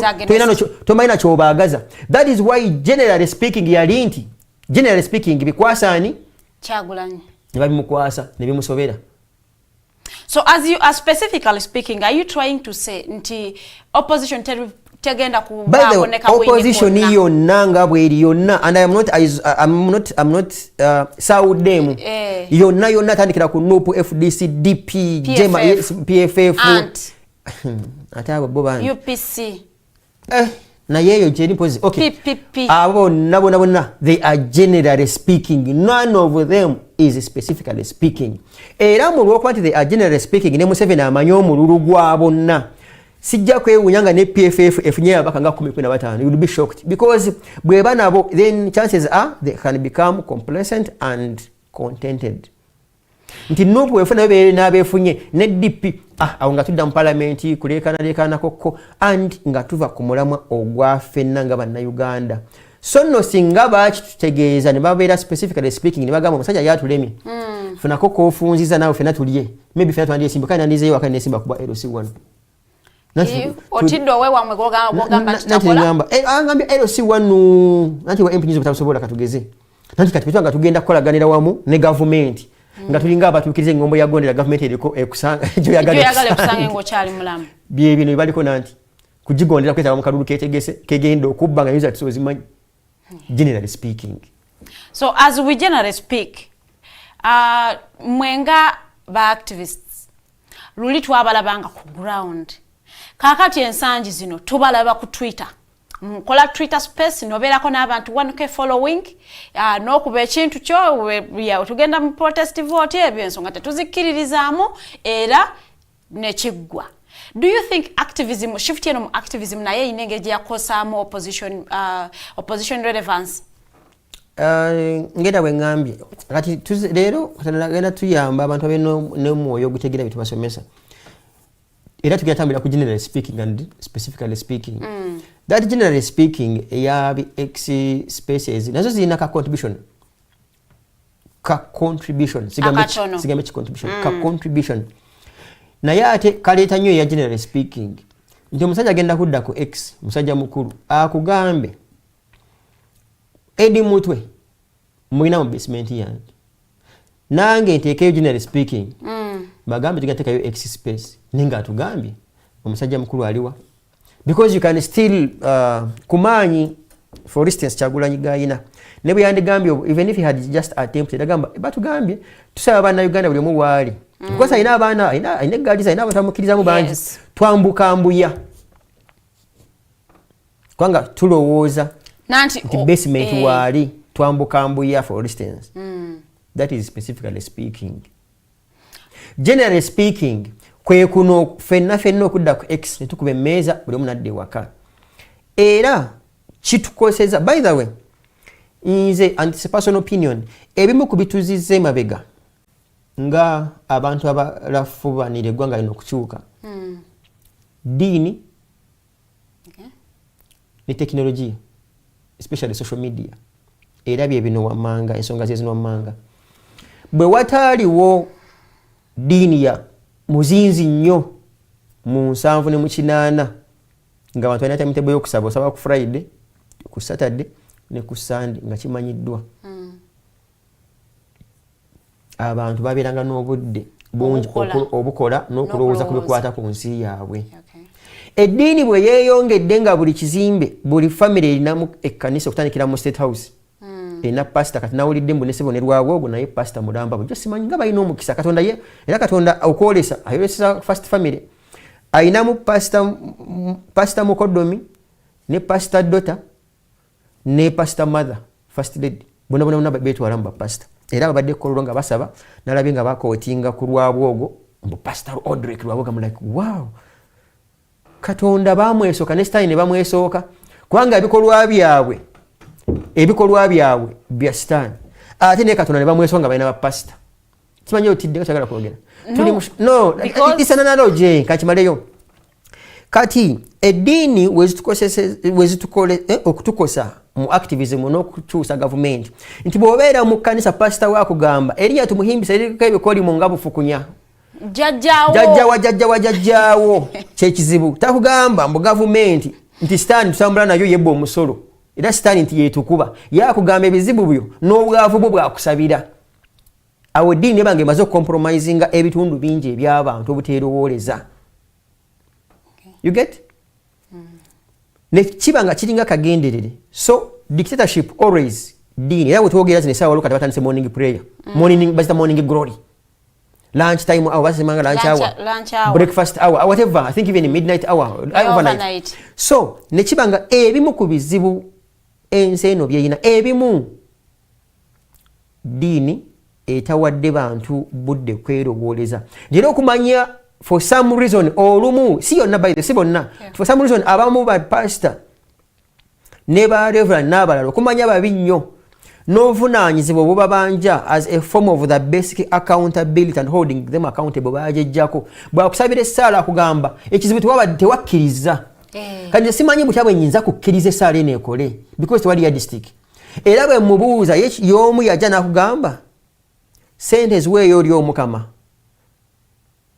ate era yomu yakugamba yafunye okwolesebwa tabeera konna proof nti ne byatugamba bituufu babimutumye kati abakujjukujju mu institution eyo ne batekinga advantage y'Abannayuganda oba abantu abali ku nsi kuno tekijjaawo kuba nti waliyo era ab'amakulu abakola eby'obwakatonda naye nga bo batono kati ano baba nga batukola bubi nti omwana olwokuba omuvubuka yandibadde atunulira Museveni n'eriise George ne palamenti ye nti bano bo ye sitaani ze tuyina wano ku nsi kuno ate batunulira nnyo balina gye batusongera waggulu awo ate okumanya bazibu newe batulaga wazibu nnyo wakulaba nti n'amaaso gabeekobeka kubanga walaba beganda kuye ku kisenge tegera nti weewano era gabeera mu bbanga nti ne batujjako endowooza ejja okubanja abaakuno betulabako abalidde sente zaffe ez'omuwi w'omusolo ne bazibba ne beeyagala amaaso tugateeka mu bbanga eyo ne tuvaayo bodda ku tekinologiya bwe tukuba X space ne Facebook live n'ebirala n'ofuna abantu b'omutwalo kugamba era weewaawo mbateeredde akakaba kawulidde omubbi nga yongera okubba nga bagamba nti omusiru yengera okusiruwala omugezi ageziwale so nno bo bannaffe bano omutima gwe baalina olwokuba tewaaliwo all these privileges bakwata kkubo limu ne bakkirira eruweero ne bakkirirawa ne bakuba emundu yaabwe ne bajja mu gavumenti. So some of the hindrances general activism zefunye social media neddiini naye even before waaliwo eddiini nanti tukitegedde kyekugambye nkugambye nti between 1962 and 1979 and 80s eddiini zaali zimanyiddwa zaali zeezo kyova olaba n'obuyisiraamu basaba emirundi 5 olunaku ne bamala ebbanga ki gomanyi obwangu omusiraamu bwakozesa kyembanyi agenda okukutama bwati Allahu akbar ngoyodani mukusibula n'abakatoliki the same thing naye tulina amadiini to be honest and by the way it's not that I am against deen I am against abusing a deen taking advantage of others the same thing nti we are not against Museveni as an individual whatever it is we are against things he is doing era nze omu kubasaba nti mukulu Museveni teyandifudde yandibadde wano n'atulaba ng'eggwanga netutwala mu maaso n'agamba bulijjo gavumenti bwetambula naye alabeko pulezidenti ngatambira mmotoka nnya talaba ku mawanga amalala agayina demokrasi yakola nanti olumu amaaso olumu bwogenda okaddiwa oba tolaba bulungi kwange mutabiraba kyova ensonga ezimu oba ozoogera njagala ne bakuwa single shot neweebeera ddabo oba single ddala gy'oyagala zituuke naye okuzayo ku katono nnyo ku protest vote olowooza abantu bano bagenda mu protest vote ne batafuna results ze basuubira won't it raise public anger okubanga kijja baleetera okubaako kye bakola so then they will be specifically speaking issue weriwe wano olw'okuba tukolagana ne bakiri mu lulu both in opposition ne mu government protest vote for instance ebimu ku bantu ngira abadde nga bisomesa ne other philosophers nga bisomeseza osobola ogenda mu kalulu n'otikinga olugotayagala n'okayuza biki naye nkukakasa mu protest vote teri muntu wa NUP oba PFF oba DP agenda kukayuza teriyo MP agenda kubeera kupode bagambe mugendeze temunonda mukayuze taliyo kati ekyo nze nkusiba kati teri MP yadde wa NUP candidate yadde wa DP yadde wa agenda kugamba tugende tubalageko tubutte era bagenda kugamba mutulonde bangi katonda nyo Faridah bwetumala muno mutunonda abangi bano bakiri mu lulu baffe both in opposition ne mu government bwe bamala okufuna obufo buno teri muntu Kyagulanyi gwayinako obuvunaanyizibwa n'amaanyi gwagenda kugamba nti honorable Guuni nti wategedde nti ye nawangudde wawangudde tolayira taliyo because Besigye Tracks 2011 aja katono wamugajambuli weyagaliza ne lwaki katulwanire muli it's on record Besigye bwe muli ufuna mu kimuuza ko emitagala byogerako it's on record ne Kyagulanyi Besigye kyayita mu 2011 because it was Besigye had said tukawangudde tuyina proof n'ebirala temulayira tusewe embeera abasajja nga makoti bagogolodde in fact yasooka n'okutandika kubagamba tebeesimbawo by the way ne bagamba dokita tukoze ground tutadde munyo Victoria fenga tetwesimbyewo bagamba okay era bakakamukaka okwesimbawo 2011 ne 2016 you get era bwajja bamala okuba byonna ebyabaawo literally it was a protest vote in any case n'abagamba temulayira. I think they were around 36 or 46 or something MPs. Basajja ga makooti bagagolodde bagamba olaba Dr. Twaide Zironi okuwangula akalulu n'abeesonyiwa. Ng'era Besigye bw'ataalina maanyi gagaana banne kulayira. Ne Bobi Wine ate ye talinaako wadde n'atwanye bwe tuti. Ye osanga ajja kubalabisa naye nga wekulaba ka protest vote kwatono nnyo okuva kwene ensonga nti bo mu protest vote bagamba abantu bagende balonde mu bungi to overwhelm bano be bagamba nti baba ekyo kirungi nnyo. That's the message. That is now specifically speaking. Naye specifically speaking eno si bangi nnyo nga bw'okisuubira baliwa. Tandika nabalinzi okugambye tandika convincinga millioni zo 3 Katonda katusabe nti nno millioni zaffe 3 beziba nga ze bawa Kyagulanyi mu kalulu akawedde nti tewafuddeeko naye banga bafuddeko naye waliwo era muntu asobola okufa taata we asobola okuba nga yalonda Nuupu n'afa naye nga mu mmaze otegeera ensobi Museveni zaakoze nammwe ne mwagala mugende mu bigere byanyu bya taata wammwe. Era it's on record opposition tetugimalaamu maanyi oba tetwemalaamu maanyi. It's on record nti akalulu ka Museveni tekeeyongera in most cases. Kubanga abasalawo okulookinga obutalaba bintu bibi byakola beebo bakusobera babbalamu n'abalala bo bamulaba nga ye Katonda wa kuno bo tebakyuka. Abaffe bakyuka mu ngeri bbiri. Bakyuka nga baweddemu essuubi ne batagenda kulonda. Ate abamu ku baffe bakyuka engeri endala ey'okubiri gye bakyukamu beeyongera nti abantu abeeyongera okulaba ensobi za Museveni bangi. Issue eri nti bwamala okuba nga beeyongedde okuba abantu abalaba ensobi za mukulu Museveni nti bangi. Issue eri nti kyekibagaana okusitukira awamu bajje balonde. Ekitegeeza either bakandidates ababeerawo tebabalinaamu ssuubi oba akalulu baakajjamu essuubi.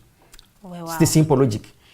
Kati nabwe ekito bwe weekwata ku millioni zino 3 n'ogamba buli muntu ku millioni 3 in fact it's not even too late. Museveni ajja mu millioni zalinga 5 or something kalulu akawedde. Kati kitegeeza bw'ogamba bannaffe n'ogamba buli muntu wake mutusonyiwe gutusingire ddala twe twajja kubagamba mu budde kale buli mwaffe naye abantu 3 oba ne million it is 3 million oba million 9. Okay buli mwafuna 3 nga naye wakuna wane million 12. Museveni bwajjamu 8. Okay ne bwabba ne yeewo 8. Negwa amaze okutuninga line n'akugamba nti NRM ina million 10 18. Kati abanga amaze okusika area million 18 NRM buzeeyina ena mabana myaka 16 abatagenda kulonda kale bajjeeko ejja kuba era Museveni asobola okulaga nti agenda kujjamu million 8. Kati singa naffe tuba tumobilize ekitegeeza nga ffe tufunye bantu bana abantu bane million 12 nga yalina million 8 tatu tumuwangula.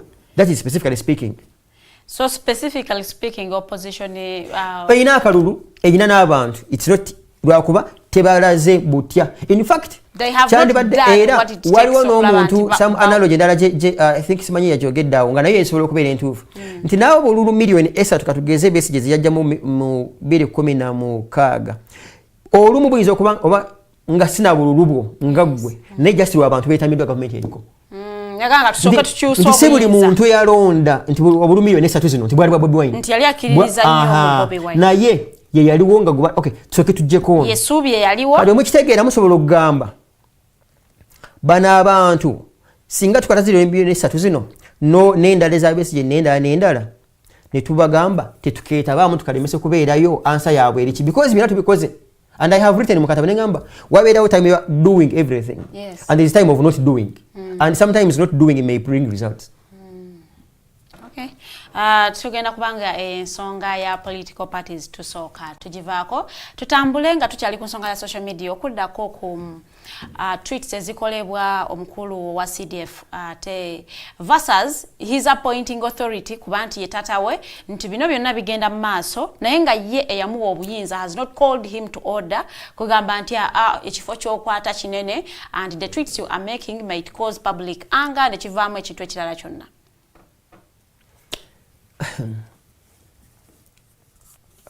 Mu Runyankole kati musajja mukulu olumu banyetagane mu addressinga briefly and specifically not generally mu Runyankole no addressing natively waliwo obuntu buli busatu bwe twayogeranga okay twakulanga tugamba ekisooka and these are typical Banyankole sayings and they are there. Okay. hariho ngo nyakwehena akanyampira narya. Nyakwehena waliwo omuntu awo nga ye teyefiirayo. Ngera bamuwa ekijjulo olw'omululu gwe okusubira nti abantu bagenda okumusemberera okulya n'ayisa omukka. Ate munnange ne watajja abantu. Era omukka gwayisiza ne gumu ye kennyini yagussa. Nyakwehena akenyampira narya. Kati omusajja mukulu aliyo naye nyampira lukulya. Because he's a CDF already. Yeah. But olw'omululu omungi aliyo nakola ki? Ngeto kyogera aliyo naye nyampira lukulya. So runyankole these are sayings. Ate musajja mukulu amanyi runyankole. And the good thing is that simanyi runyankole. So bagira ngu nyakwehena akenyampira narya.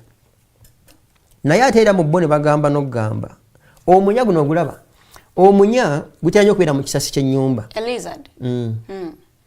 Era omukka always gubeera mu eryo ebbugumu. Yes.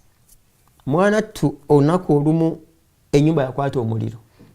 Chairman w'emenya n'agamba onashi enju kakayakwato akasesera kakakwato omuliro turugamu komu omulala agamba nikwe bitwire bwe bitwe baddenga ngo nikwe bitwire omunya kahiro mu nju bwe baddenga omunya gwagira mu kisasi mu nyumba. So nabwe kityo musajja mukulu yandisuubira nti bwe baddenga bwateekayo bambi bwajeregera naye kankuwulire luli bwolwo. You see, no tawere Rwanda bwe lwatandika recklessness, because we have had dictators world over. N'ebintu ebimu mukulu Museveni abituusizaako abamu ku ffe n'abalala netavangayo kwewaana nti nze akimukoze era bakufuntula emigga ejjajja ati Museveni najja nagamba niba kimukuba abantu ntabakwata. So they are, okay, we would call them polite dictators. They hide in politeness. Kati ono ye ajja nakugamba gundi mujjeko n'ebirevu mutade n'abantu bwe bati ne bwe bati. Ali mukaba ali mukuyiga lunyanko. Era mu ggwanga lino n'abanyanko yawe tugambira ng'era bagamba nnyo abaana abato bagamba ngu nitutamba n'oroga. Nti bali mu kujja mu kutereeza ate gwe oli mu kuroga. Ni batamba n'oroga. Kati Uganda eno tuli mu kugitunga stitching given our history. So when we are doing stitching habwe tojja kwabuluza kwatamu ate n'enjala empanvu n'okwagula. You get? It goes back to my colleagues mu banyanko. Ife twakulanga when we are kids. Ndio kati myaka ana kati jendi mujino jakogera mazima merere. Nga baletanga osi awe waka ebijaba. Even our parents n'abantu kukyalo nga babuza balesere osi no muki ngo no mukoko. Mukoko ne bataba omukoko nga bagamba omanyi obukoko ye muntu bagamba buli muntu omuddugavu nga tava mu nga si muntu bantu. Yes. Abera mukoko. Have to know people use that thing. Kati nga bagamba nti omukoko olw'okuba government zedda abantu beyisanga ng'ebikoko. Yes. Nga baleeta omugundi omuntu nga tava mu bantu nga tamanyi Luganda, Lusoga, Lunyankole, Lukiga, biki Lutoro bamuyita mukoko. Wano we tudda chances bajja ku abazukulu b'ensi eno bandi referring abanyankole nga abakoko nga bakutwala sawe gamba nga tuyina amaanyi batuyina. Era wenyini we mbadde njawo okudda nti obulabe bwa tweets zino zaako. Biri bintu nga bisatu. Ekisooka kya byonna and this is a personal opinion. Yes. Kiraga okulemererwa kwa abantu in a category of omuzadde. Failure as a parent, either because he gave too much time in fighting governments, maybe abana omwana namuyita mu ngalo. Okay. It is also possible. Era ne waffe twabeerangayo n'omusajja omu yabeeranga n'ekivubuka kye ekitabani kye nga kibba ku kyalo kigenda kitema amatooke ne kigatunda. Bwe bajja mu meeting olw'okwagala okusaawa embeera ey'okulaga abantu mutanalemerwa family nga ekivubuka bategera mu kyabye tooke nga ninye naamutuma. Ng'omusadde akyambala. Bakulu banne. era bambi kyova olaba sometime ago the big man here yasalawo n'okukola apology n'etondera Kenya. It happens either ng'oli under capture oba ng'otya mutabani we because olwo n'abaana akuyita mu ngalo abeera kimu bibiri bwogera ayise ejjambi abatukuseme kujinja twityo gamba antemi amwana wange lyetooka eddene litwali awo n'ogibali naye also culturally abantu abalundanga ente waffe nga tukula ekino kiri ku record babeeranga banyoomi era ng'akwata ente n'asindika mu nnimiro y'omuntu n'akwata omuggo n'agwesigama n'akugamba mbweshi nongirota mbakweta okwonesa ekyezo okwonesa ekyezo okwonesa it is getting your cattle oba mbuzi nezingira mu nnimiro y'omuntu okwo niko kwona okwonesa ekyezo kumugamba jamu ente n'agamba onankolaki kati muhoozi ayina yonesa ekyezo nti akukwata n'akusampula n'akusala ebirevu ate n'awandika ne ku X nakulaga nti kituufu nakikoze ate n'abamugambako n'abawoninga nagamba human rights kati bwebuzibu tusanze and I want to believe that he is this okay he should be reasonable. I presume he should be reasonable okutegeera nti Faridah talaba ensi n'ekusobera nti olunaku lusobola okukya nga lwazu ng'enjuba nga bweyavudde bulijjo weeva naye ne wabaawo nga bino bye twekoza ebyokwonesa ekyezo revolution neesanga family yo n'abaana bo nga bali downtown nga gwe uptown naye nga between for example mbulya command and control yoweeri n'okutuuka abaana bo ku Javas whatever it is Kampala road we bali nga wakulabikiranga Kampala na America. It is possible. You know, life is just very funny.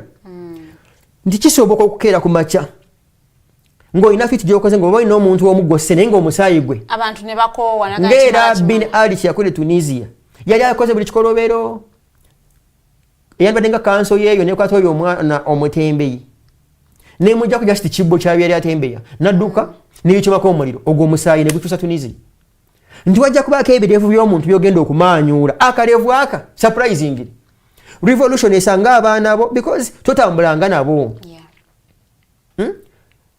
revolution ne bobeera president obeera whoever it is oba speaker of parliament nga gwa mazima oli ku parliament nenga revolution ekutta omuliro nga abantu bali mu sitting room yo nenga between parliament nena kaserwali ewo amazima nga eringa Kampala na America mu bwanvu nawe kenyini nga begadde mu parliament ng'oli mu wowe mutuyambe si kye tutegeeza so ng'eno embeera esobola okwewalibwa by treating our colleagues equitably because enensi etumala ffenna tekitegeeza mu tewali bantu beeyisawo mu opposition ate kitegeeza mu nabali mu government bonna balungi oba bonna babi you get but do you create room oku making sure nti neggwanga lyewala embeera eyo you get because gwe kajogo ki kale sala musajja birevu bimujjeeko nga bwe muzinga mu bitukola ate bannange togenda ate mu maaso kwongera bambi kutulaga nti njabbi musala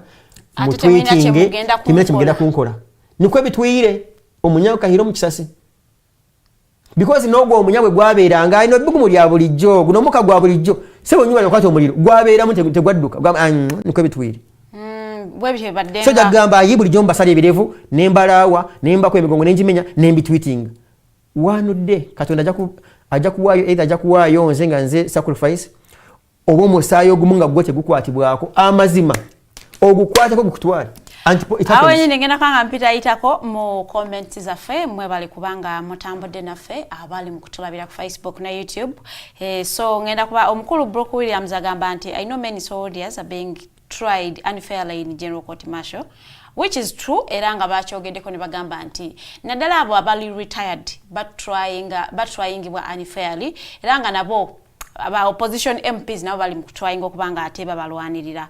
Omukulu Emmanuel Mwebe agamba bana byabufuzi bali mukunoonya ssente nga bamufuna mpola twerya nkuta naye tewali kye bayambye banna Uganda. I would want to partially agree with Mwebe. Bana byabufuzi bajjukira banna Uganda in times of elections. Kati bali busy, kati basangula abana eminyira, babaweeka, bayera enguudo. I mean bavuddeyo naye Katonda batuyamba kalune kagwa 2021 tujja tudda mu bala 2029 around Kansala Katoka Wesa gamba true Norman enange nzikiriza kijja kugwa one day. Yes, katu basabire one day nja. Gwetoli mu bosabi gwetwesa gamba katu esabire. Tu basabira mu abali mkunonye nchoka choka. Gwetojagala goli mu mativu. Genda mas. Ngenda kubanga maliriza ne topic ya feyo kuba nti government yenezeteeka kuba nti trumped up charges of treason and terrorism. What do you make of these trumped up charges? Sometimes abatuuka ekiseera ne musango ne bagugoba, maybe tebalina bujulizi bumalanga bano aba FDC 36 abakwatibwa Kenya. Manyi nja kusaba asite ku record manyi bagamba mbati ajita tajiwomya. So infunye yondoza some bit of content nga wafi wa kusomesa gwanga lino kubanga obudde omuntu wa omuntu mala leka tugenderawo. Treason musango gwadda era gyatandikibwawo abantu abali superior to manage subjects abali inferior. Okay. Way back, I think in the 16th century or there about. Ekyewunyisa ogwo musango gwabiranga gwa always basajja bokka. Naye ate ne batandika okuguteeka ku mukazi ng'omukazi bwatta bbaawe bamukyajinga treason. Naye ng'omusajja bwatta omukazi tebera treason. Ebeera madda. It is very interesting. Era baakireeta bakabaka ne bamasters b'amashamba amanene during slavery nga bagamba nti omukazi okutta bbaawe kintu kikolwa kya kulya mu muntu olukwe abadde nga akulabirira gamba omutotya atonga omusajja bw'ata mukyala we atugobera inferior ng'omuntu okutta. That's why government bw'ekutta not treason. Naye gwe bw'oteeka olukwe ku government because muno superior so to it treason. Is treason. It's a case for the superior to suppress the inferior. Ndio omukazi byatanga bagamba mukama ototya bbaawe amazima badenga omulimu otyo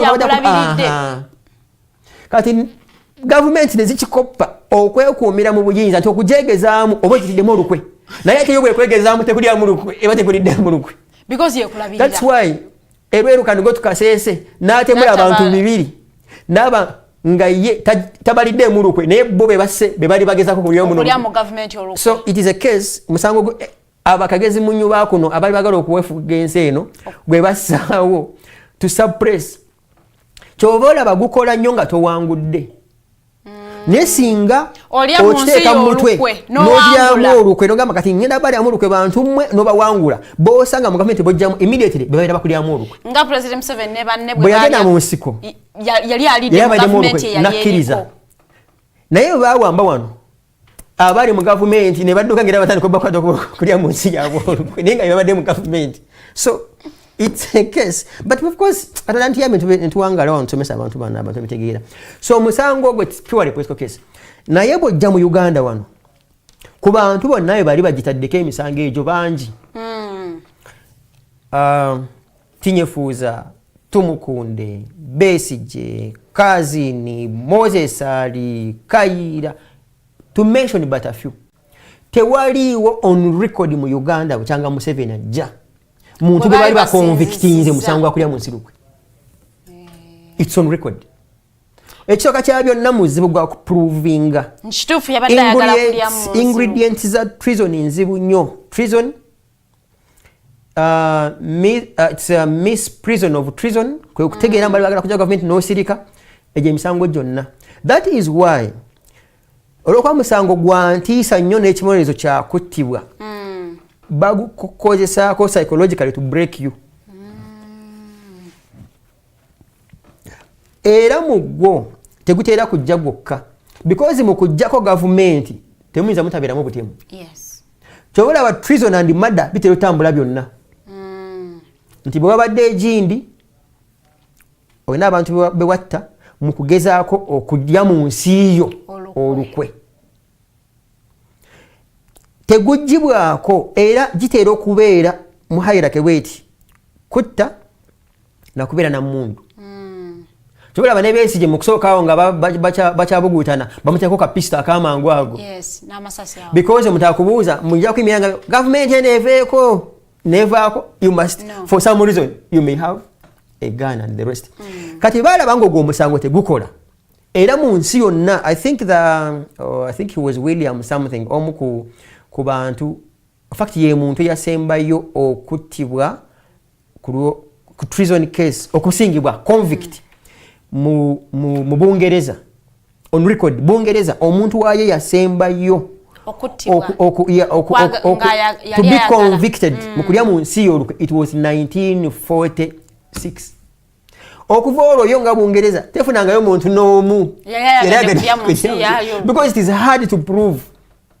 Maybe we got another some second I think he's William something. I know bakazi there are two names. Joy Williams I think something. Kati ensi bategeramu kati kyo kino tekisoboka. Netandika okupalapalanya etya nti singa okunga abantu okay mu 2021 September 11th aba Taliban balumba America beba introducing ensi yonna netandika okufuna another new world order kwekweta emisango nga treason terrorism n'emisango nga money laundering era bw'okigenderera abantu bonna bakyanyinga treason mubeera mu money laundering era n'ebeesige nga kyebajja bamukwata babugamba muyalina ebisawo bya ssente. That's how this has been. Nti ssente zino kiteeberezebwa and it is practical. Tosobola kuyeekera nga tolina ssente. Tosobola kuyeekera nga tolina mundu. It's very rare okuyeekera nga tosse. So lita ne bwoba tobibadde nabyo bakuteekako bwe bikolagana. Era ku muntu gwakyanyinga treason chances oba terrorism atera okubeerako money laundering treason illegal possession of ammunition oba firearms bitero tambula. Naye terrorism egenda okujja wano nti kusaawo embeera ey'entiisa bakola A-level mu European history French Revolution reign of terror ekikanga bano saawo entiisa y'amaanyi nnyo. Kati bwe bategeera mbu abantu emyaka gino batononya abagenda mu nsiko purely to do rebel activities ne bategeera nti abantu basobola okwegugunga ne bakola civil disobedience. Government zino ne zikoppa mu America zigamba terrorism n'ebirala era kati bwakata ngo badde mwekuŋŋanja muli bangi batya okutyako terrorism. Nga tumaliriza akadde kantwala nalabye aba PFF eggulo nga bajubilating nga bagamba nti mukama waabwe adantera okuvaayo nga nti yamaze kwalimanda emyezi 6 of which kimuweesa mandatory release. How possible is this in 1 minute or two? No, of course chances are he will be released. Chances are because Dr. Besigye maybe by July or thereabout he may come out. But of course ne bwana bavuddeyo ayinza obutabaako na kyamaanyi nnyo kyakola kubanga emyezi gy'omukaaga ku 7 gikekejjuddwa first of all ku bulamu bwe ne ku mirimu gye gyalina okukola. Ekyokubiri yandifuna ekiseera ekizibu okubeera mu ttiimu ye eya PFF nga teyo eyagala okwetaba mu kalulu ate nga yetakakkiririzaamu. Ekyokusatu PFF tegenda kuba na presidential candidate because Uganda badde basibirako olukoba tali wedding yandadde addawoko nga number 2 y'obwameeya bw'omumala tayagala kugenda wali si butabwagala buja nga tonene so it becomes tricky naye nga tononyo ngaotumaliza ku treason nti bwe kyakolebwa bwe kityo rather terrorism kwe kusaawo kati entiisa nti kati bwe bakukwatadde ngwadde olina byagala okugezaako okwogeramu oba okunyumyako ku byokwagala okutuusa gavumenti bagukuteekako kibayambeko kubanga bail yago for instance basobola okukuumira emyezi 6 nga tonafuna bail because it's a capital offense kati babeera bagula obudde. Finally olw'okuba nti gavumenti ziremeddwa si yakuno yokka nnyingi nnyo okuprovinga omusango gwa treason n'ogwokusingisa kituufu obadde bwe bakufuna kye bakwesasurizaamu kyakusiba myezi 6 oba sinakindi kukuba era ebimu ku bikubya abantu yadde capital offense misango mitono lwakuba nti gavumenti eba teyina bujulizi bukulumika because gulaki omuntu yanwadde kukuba n'akumanyulako ebirevu naye nga alina fayiro namba nga asobola okutwalibwa magistrate ne bakusingisa omusango bakusa emyaka gye 5 ba 10 so it means yaba yakwesasuza because tebaba na bujulizi bumala. Finally bino byonna bisobola okutereera nga opposition etegedde obuzibu bwayo ne government etegedde obuzibu bwayo n'okwekuba mu mutima side zombi ne tutuula because ahead of us is a country called Uganda, nga ne bw'obona oba olina emmotoka 6 nga zikulembera, time ejja tuuka ozirekewo ofaane nga bannaffe abatusookayo. So it is just to preach harmony at this country.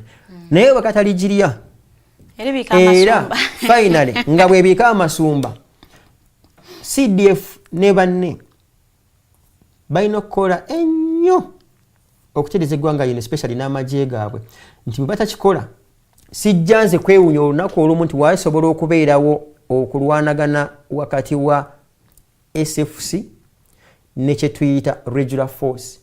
Ate olunaku olwo bwe lulituuka, yadde sagala lutuuke, naye bwe lulituuka, bannayuganda balibeera omega wa general force UPDF ne ya bulijjo against SFC. Okay, nga tumaliriza. Olwokubanga walaba ne SFC nga yalumba abantu abe Katabi ne basabula emigo kupaka kubafiirako ne bajjako abasibe baayo bere yagala negenda. Waliwo kibiddeko de police ng'ekiyogerako. So tusaba olunaku oluleme kutuukirira, tuleme kubeera nga alikuonesa ekyezo. Sibula abantu olunaku lwaleero. Ate mbamalira obudde, ayina amatu awulira atayagala alekeyo, ow'amaaso alabe atayagala azibirize akuume.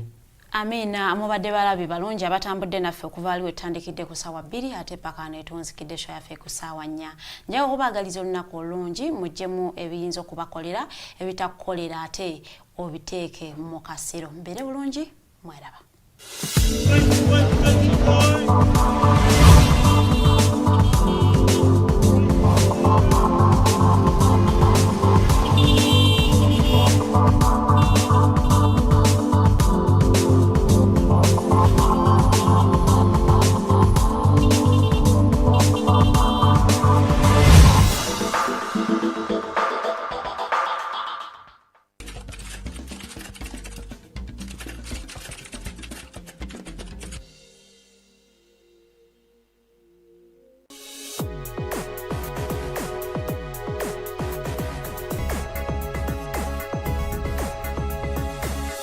The Alternative Dig Talk. Real issues,